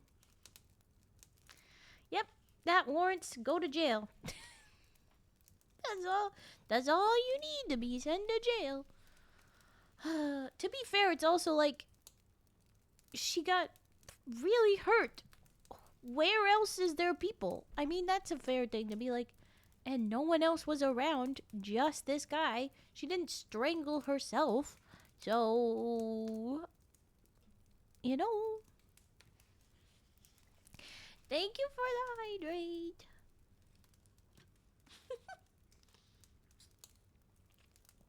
Waterman back. Is that what we should call you, Arctic? Waterman? Okay. Well, we've got another half hour to read more mysteries. Please feel free for redeems. Sure. I will keep reading on. We got a good chunk more. Let's see how many more. You've got 30 more. So that is about 30 minutes. We could probably fill this hour, or this half hour, with these pretty alright. Alright. After spilled brandy, it is the case of the stolen... What do we steal? Bible. The stolen Bible. Okay. Well, alright. Dr. Helegian put the telephone receiver to his ear and heard the frantic voice of Ted Petrie, a rare book collector. A thief took the hinges off the door of one of my book cabinets and made off with a 16th century Bible, explained Petrie. Can you come right over to my place? Okay, unless we have someone listed, they're going to say that this man is lying. Just calling it right now. Half an hour later, Helegian stood on the second floor of Petrie's home and examined the small, empty book cabinet. The glass door, unhinged, lay on the carpet. I was downstairs watching the television, said Petrie. I went to the kitchen for a bite to eat, and suddenly a man dashed down the stairs and out the front door. He was carrying the Bible. Of course, I chased him. At the corner of Vine and Davis, I lost him in the crowd watching the St. Patrick's Day parade. I stopped at the first paid telephone and called you. I always keep the cabinet locked. I expect the noise of the television kept me from hearing the thief at work upstairs. The Bible is insured? Asked Helegian. Yes, for a fortune, answered Petrie, but money can't replace such a book. Then I suggest you put it back, said Helegian. I don't believe a word of your story. Why not? Because no one else is listed here, and it's insured for many monies. And this is bullshit. But okay, I'll read my hand.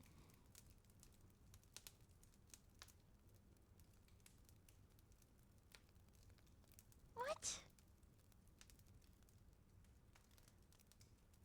Oh. No, now I know. Yeah.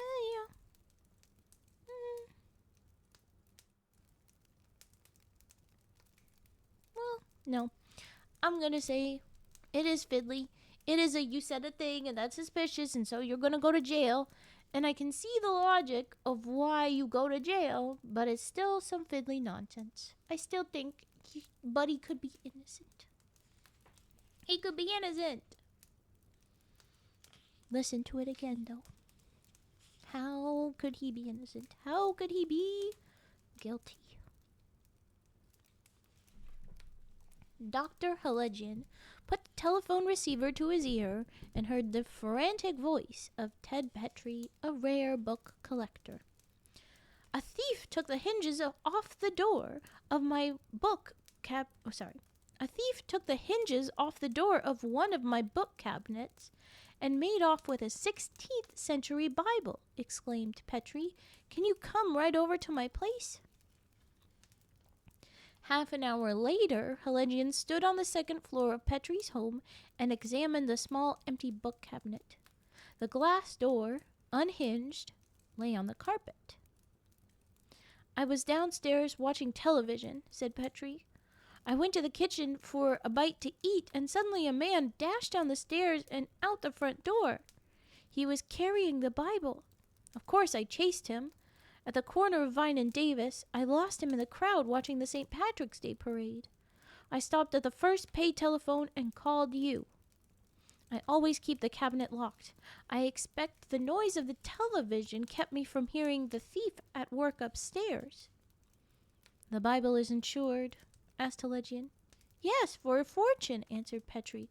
"But money can't replace such a book." "Then I suggest you put it back," said Helegian. "I don't believe a word of your story." "Why not?"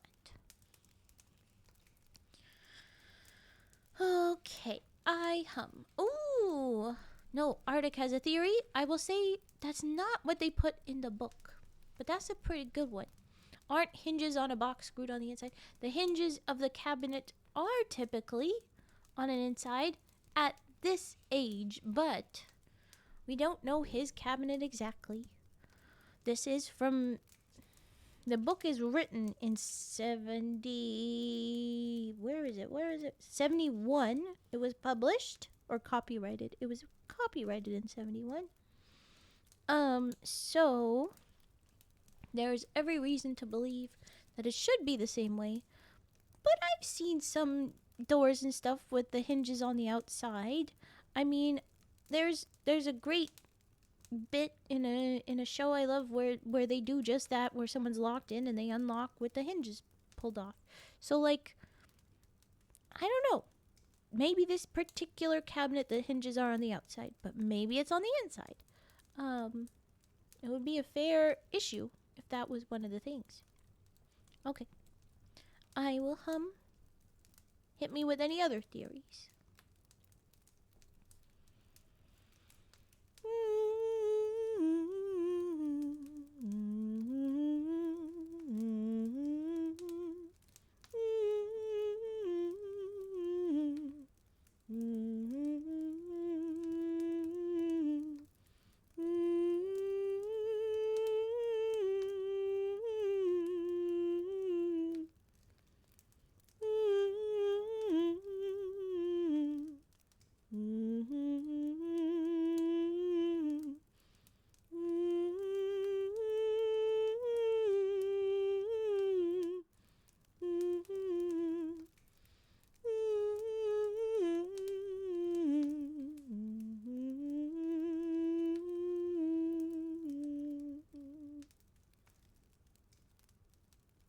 We have 0 chatting. 0. Well, alright, I'll read it, and I will say why I think he might be possibly innocent. But they say, at the time he telephoned Helegian, Petrie had no way of knowing exactly how the cabinet on the 2nd floor had been opened. So when he ran out, immediately following this person that had dashed out of his house with his Bible, he hadn't gone upstairs, according to his own description. He had said, oh, come on, flip back, come on. Okay. He had said, suddenly a man dashed down the stairs and out the front door. He was carrying the Bible. Of course, I chased him. And only lost him at the corner of Vine and Davis. So he didn't lose him immediately. He managed to find him. In theory, he could have popped upstairs to figure it out. But he says, of course, I chased him. As if, yeah, that's the first thing I did. And so how would you know that he had removed the cabinet door? Hadn't broken the lock? You know? Maybe it's because he had so much faith in the lock that he knew the only way to do that is to take the hinges off. Or maybe it's because he had a really bad anxiety about, well, I lock it, but technically you could just take the hinges off. Like, this is somebody that studies rare books. I'm not going to put it past him to have a worrying mind, you know? I don't think this is someone that's like, yeah, it's probably fine. He's probably somebody that's gonna worry about it, you know? So, I think it's perfectly reasonable for him to be thinking through this stuff. Panicking through it as he runs. Panicking about it before someone steals it. And then, oh, it happened. It had to have been this way. Like, there's no description of how the lock works. But I will say the door being on the ground is interesting.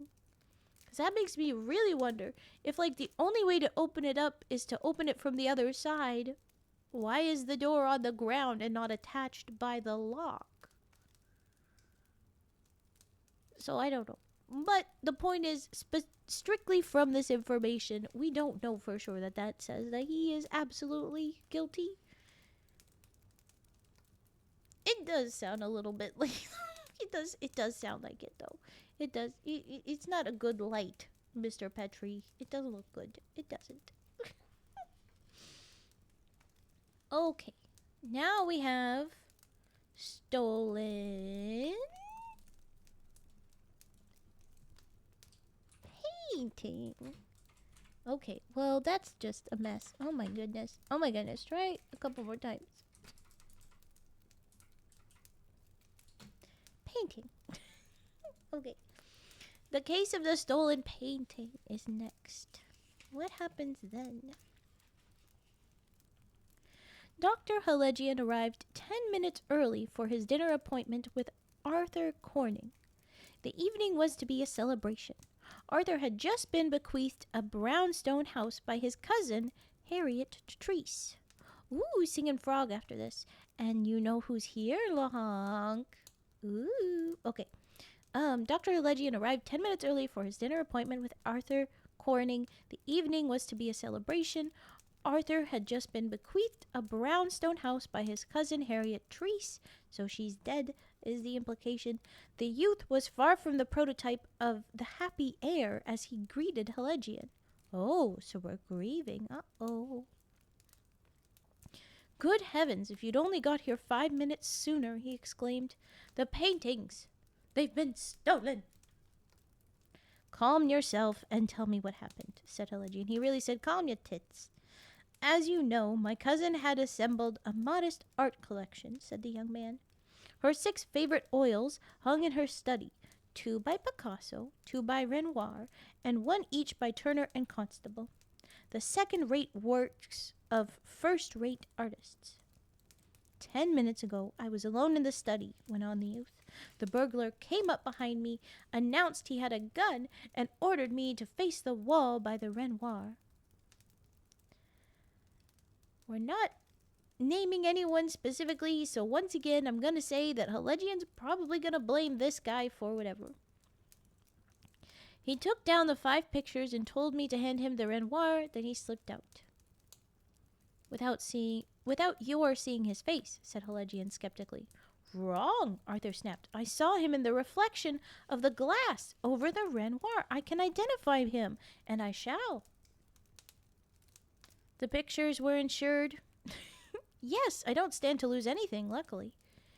You mean you stand to pocket a tidy sum and still keep the paintings, said Halegian. You invited me here to test your story before applying for the insurance, didn't you? What was the flaw in Arthur's story? Well, I'm gonna look at it and figure it out.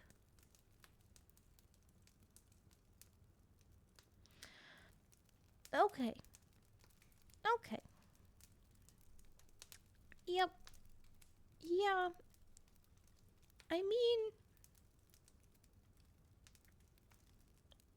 there's another plot hole once again, but yep, this is the same. That sounds incredibly suspicious. No, sir, that's not, you're not gonna convince anybody. Oh boy. Okay. I read again with my emphases. Dr. Halegian arrived 10 minutes early for his dinner appointment with Arthur Corning. The evening was to be a celebration. Arthur had just been bequeathed a brownstone house by his cousin Harriet Treese. The youth was far from the prototype of the happy heir as he greeted Halegian. Good heavens, if you'd only got here 5 minutes sooner, he exclaimed. The paintings, they've been stolen. Calm yourself and tell me what happened, said Halegian. As you know, my cousin had assembled a modest art collection, said the young man. Her 6 favorite oils hung in her study, 2 by Picasso, 2 by Renoir, and 1 each by Turner and Constable. The second-rate works of first-rate artists. 10 minutes ago I was alone in the study, went on the youth. The burglar came up behind me, announced he had a gun, and ordered me to face the wall by the Renoir. He took down the 5 pictures and told me to hand him the Renoir. Then he slipped out. Without your seeing his face, said Heledian skeptically. Wrong, Arthur snapped. I saw him in the reflection of the glass over the Renoir. I can identify him, and I shall. The pictures were insured. Yes, I don't stand to lose anything, luckily. You mean you stand to pocket a tidy sum and still keep the paintings, said Heledian. You invited me here to test your story before applying for the insurance, didn't you? What was the flaw in Arthur's story? Well, y'all can go ahead and ponder, try and think through it. Try and think to your days of maybe seeing or hearing people talk about different arts. If you were an art student, you would know things quite quickly. Once again, I think we have, a little bit of blurriness. But what they write here, that's what you... Oh my gosh. Oh, excuse me. I yawn. You would know. You don't put oil behind glass. Arthur lied when he said he saw the burglar's face in the reflection of the glass over the Renoir. All the stolen paintings were oils, and oils are never framed under glass. Ta-da! There you go. That's it. You got it, Briar. You got it. You nailed it. Okay, so oil painter. Ooh, we got the oil painter, so that was easy. Okay, well, how do I feel about this? In theory, Arthur's cousin could have been fucking weird and could have done a glass over an oil. It's possible.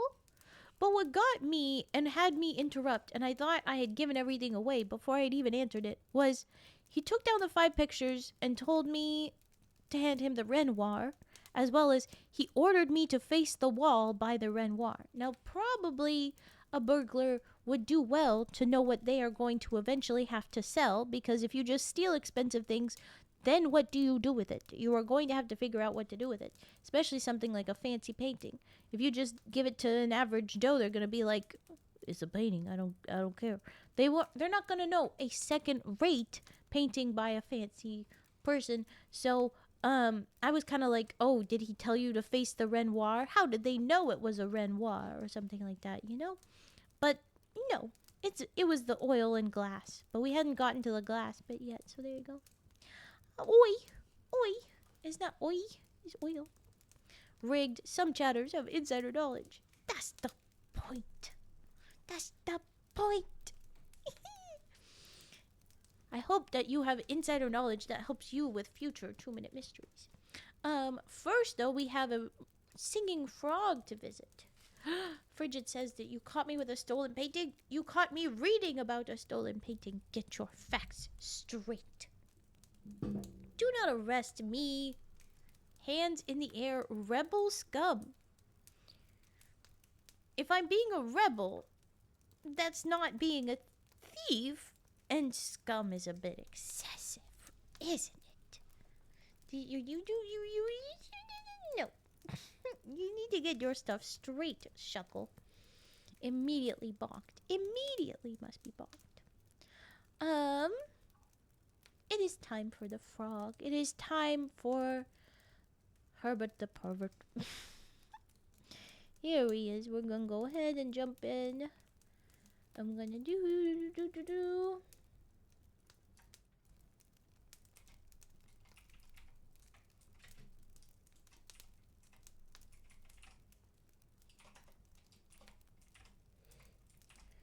Herbert? Herbert. There you go. He is back. It's time. Jelly dance. Yes. It's time. Okay. Ah! That almost got me in my throat. I had the little mallet a little bit stuck because we haven't been using Herbert. It shot right into me. Oh, ow. Mean little guy. Okay, he's upset. Here is Herbert. Brace yourselves.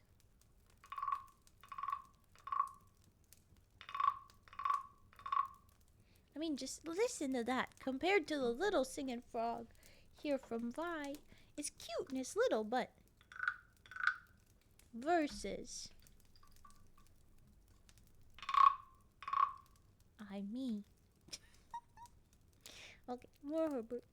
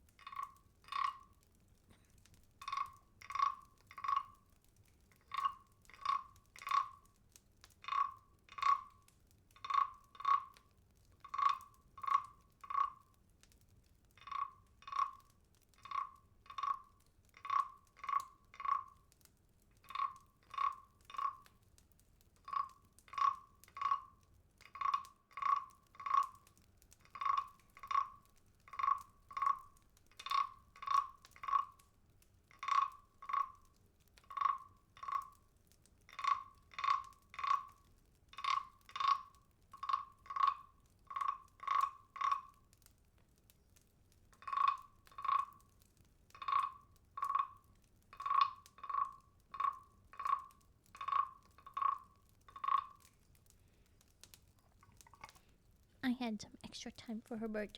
You say that he sounds less like a frog? And then, oh no, it depends. Is Bro Frog? I kind of agree with that. It is a big, beefy guy. He's got a very rich voice. And he is significantly bigger than the little frog.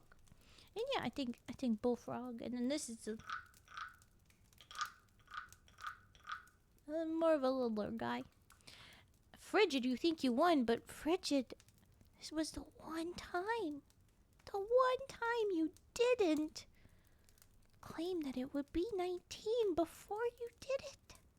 So I'm sorry, no, you did not win. You did get good roll though, good job. And good to Arctic, pretty good with a 17 too. And then, yeah, I'm very sorry, Briar, you got it too. Cringe. I always claim 19, but not tonight. You didn't do it this time.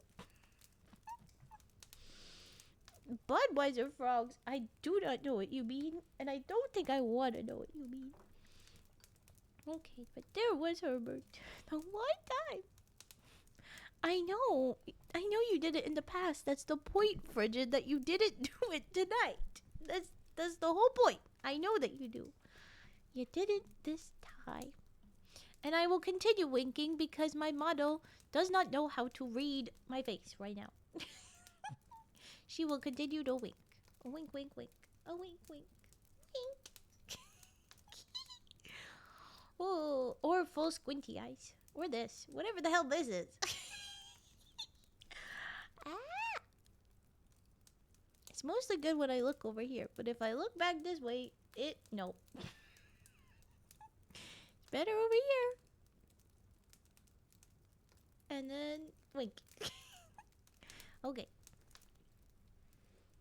Okay. Ah! More 2-minute mysteries, I think. Shall we? Oh, I haven't been keeping them. I should write them down. I fell behind on my keeping track of which stories we read duties.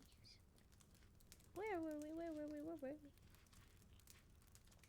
We had Sleeping Deer. We had Slip of Paper. We had Speeding Train.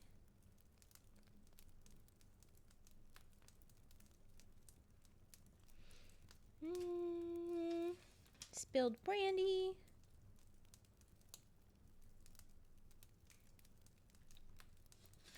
Stolen Bible, stolen painting.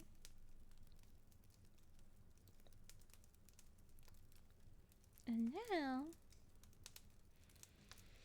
the last story of the evening before we wrap up stream. We have the case of the Tardy Witness. Every time you close your eyes, it reminds me of the dad in Cloudy with a Chance of Meatballs. Oh, the guy whose eyes are always closed when he talks and everything. He's got the big old mustache. He never has his eyes open. Yeah, this is me. I'm Cloudy with a Chance of Meatballs, Mom. Ooh. Okay. We're gonna do emotes only for a short rest of story. I'm going to read it once. And then I will undo emotes only. Because this is specifically for a very important... We have to do it. But yeah. Because we are theorizing and stuff, I have to release it when I am asking people to guess what it is. Just saying.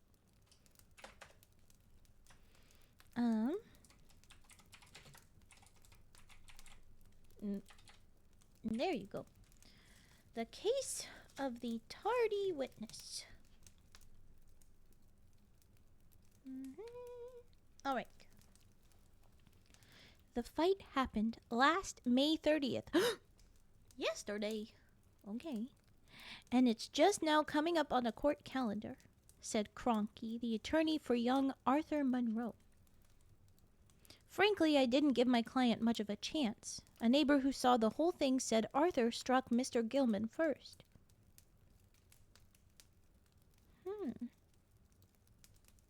Okay. What's changed your attitude suddenly? Asked Dr. Halagian. A new witness, John Kraft, turned up yesterday. He's a close buddy of Arthur's and claims to have seen the fight from the bank directly across the street. His version... Oh my gosh, my brain. His version is that Mr. Gilman hit Arthur first. I want you to check his story before I put him on the stand. Halagian consented. John Kraft was ushered in and related what he had seen. That's a very spooky little pumpkin. Oh my gosh, Briar. I'd gone into the First National Bank to make a deposit, but it was lunchtime and there were long lines in front of all the clerks. I didn't feel like waiting, so I left. As I got to the door, I had a perfect view of Arthur and Old Man Gilman. Of course, we gotta call him that. Okay, and Old Man Gilman approaching each other on the opposite sidewalk. Arthur told me how Old Man Gilman was always needling him. Something happened. He said if Gilman ever started something, why, he'd just walk away. Okay, so that was something he had said previously. Hydrating. Old Man Gilman wouldn't let him walk away. He blocked Arthur and punched him twice. Twice! In the jaw. I hydrated. Arthur reached up to ward off another blow. Old Man Gilman tripped and hit his neck against Arthur's raised hand. And that's when the neighbor looked out. She saw Old Man Gilman stagger and fall to the pavement on his face. I guess he got the brain concussion. The brain concussion? Just concussion. From falling so hard. Why didn't you speak up at the time instead of letting months pass? Asked Halagian. I didn't want to get involved, stammered Kraft. I've done time in a reformatory. And you'll do more time for perjury if you ever repeat that story under oath, said Halagian harshly. What's Kraft's lie? Don't make my frogs do things they don't consent to. No frog should be crying. Toast, this is your last warning of this. I will bonk you. Cage, you're in here? Back me up. If Toast does a cry a frog with something else, trying to say that my Frows don't consent. We bonk. Yeah, that's better, Toast. That's better. Okay. But what was Kraft's lie? You've been released from emotes only, specifically to be able to... Oh! You're towing the line, LaHonk. You're towing the line. That looks like he's just scared of someone that also looks spooky. Okay.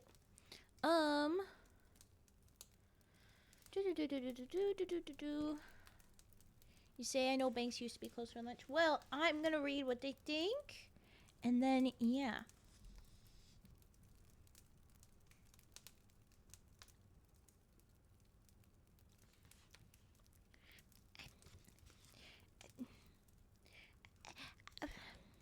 I don't even know what to tell you. Maybe if I investigate this real quick. Hold on. No, that's...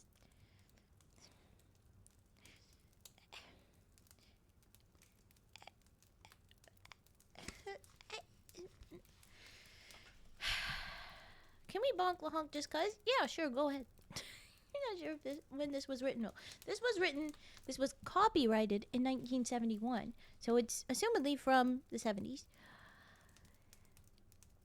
But... well, I don't know what to say. Simply put,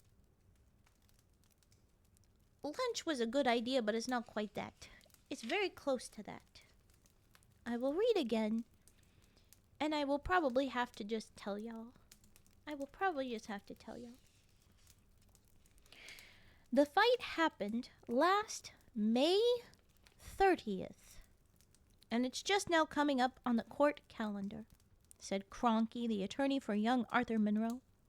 Frankly, I didn't give my client much of a chance. A neighbor who saw the whole thing said Arthur struck Mr. Gilman first. What's changed your attitude suddenly? Asked Dr. Helegian.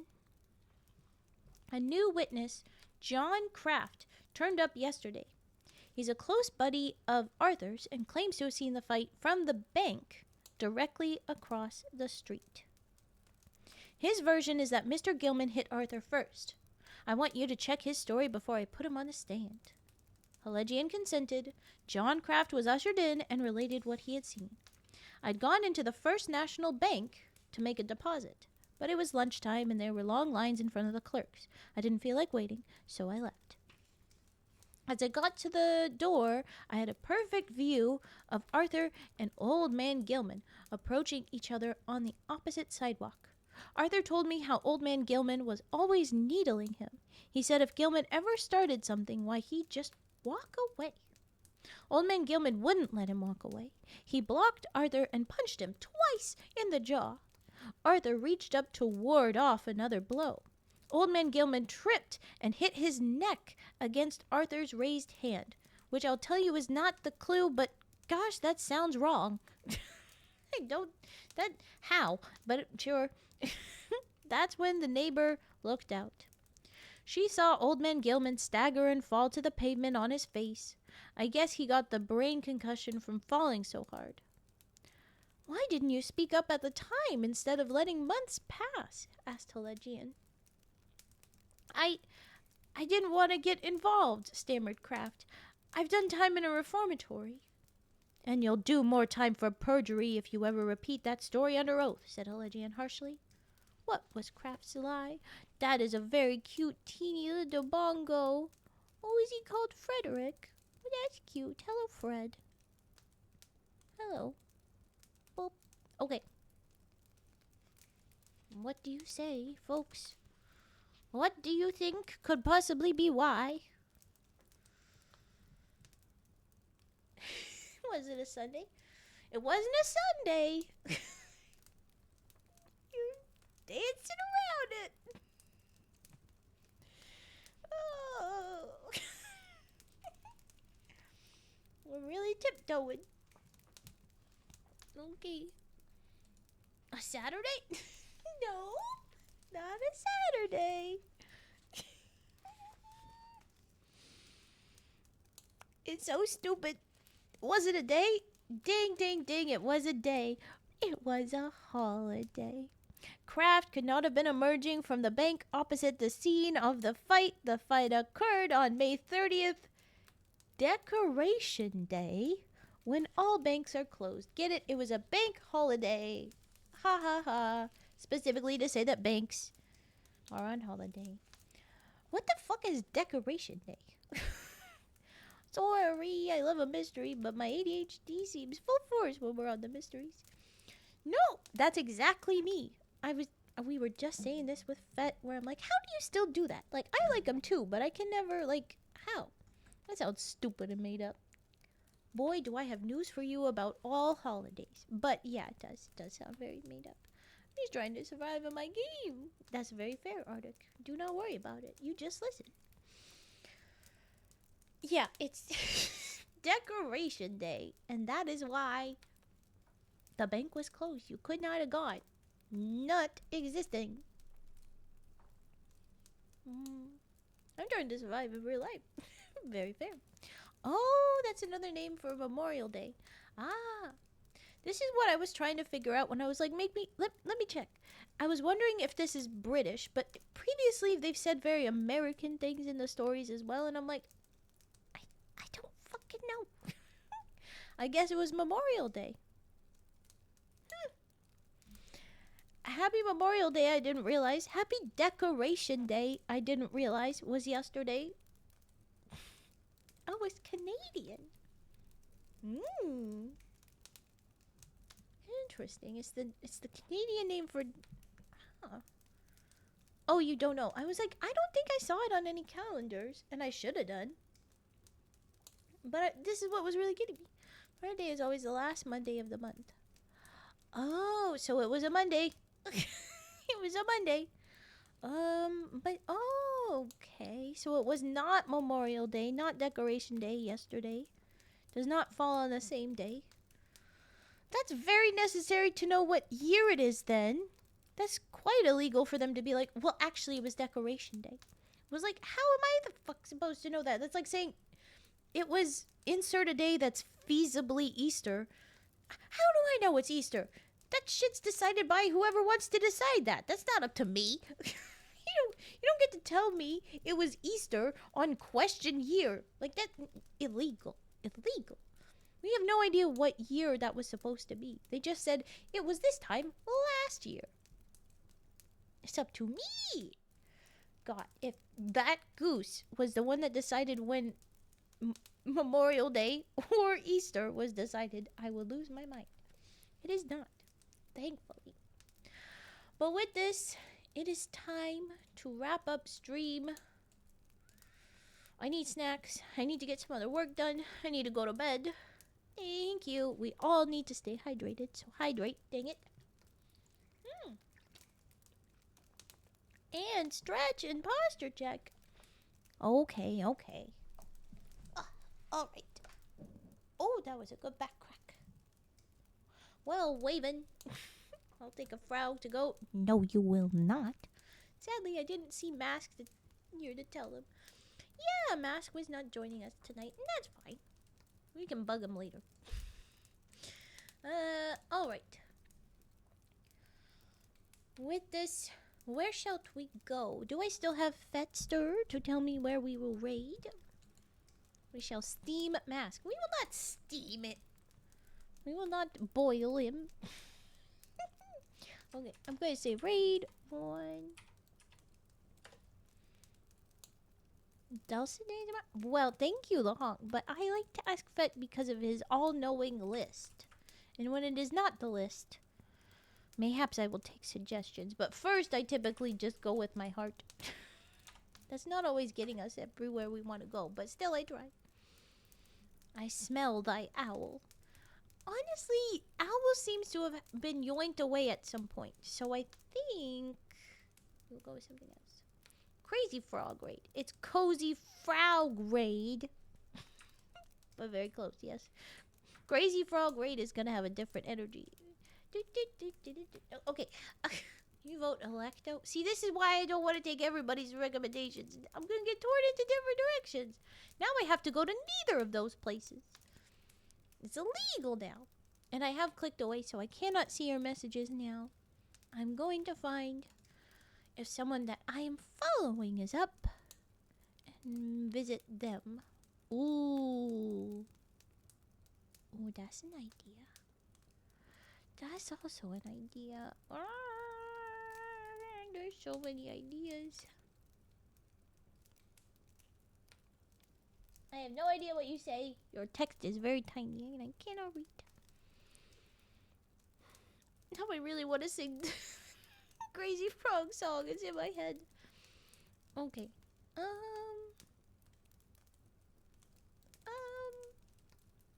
Something is pulling me towards you. We're going to Aisha.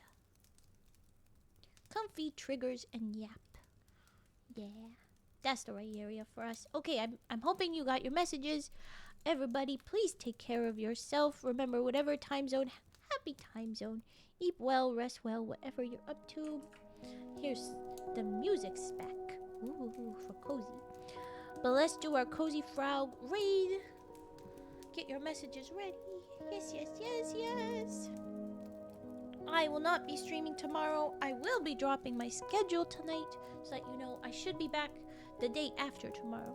But not tomorrow. I need to get some stuffs done. Oh boy. And we're gonna be doing some more new things. I'm gonna be mixing in some new stuffs, or new-ish anyway. Alright. Take care, everybody. Happy time zone. Eat well, rest well, make sure to hydrate, stretch, move around. Yeah, take care of yourselves. Okay, let's go. Cozy Frog Raid. We go.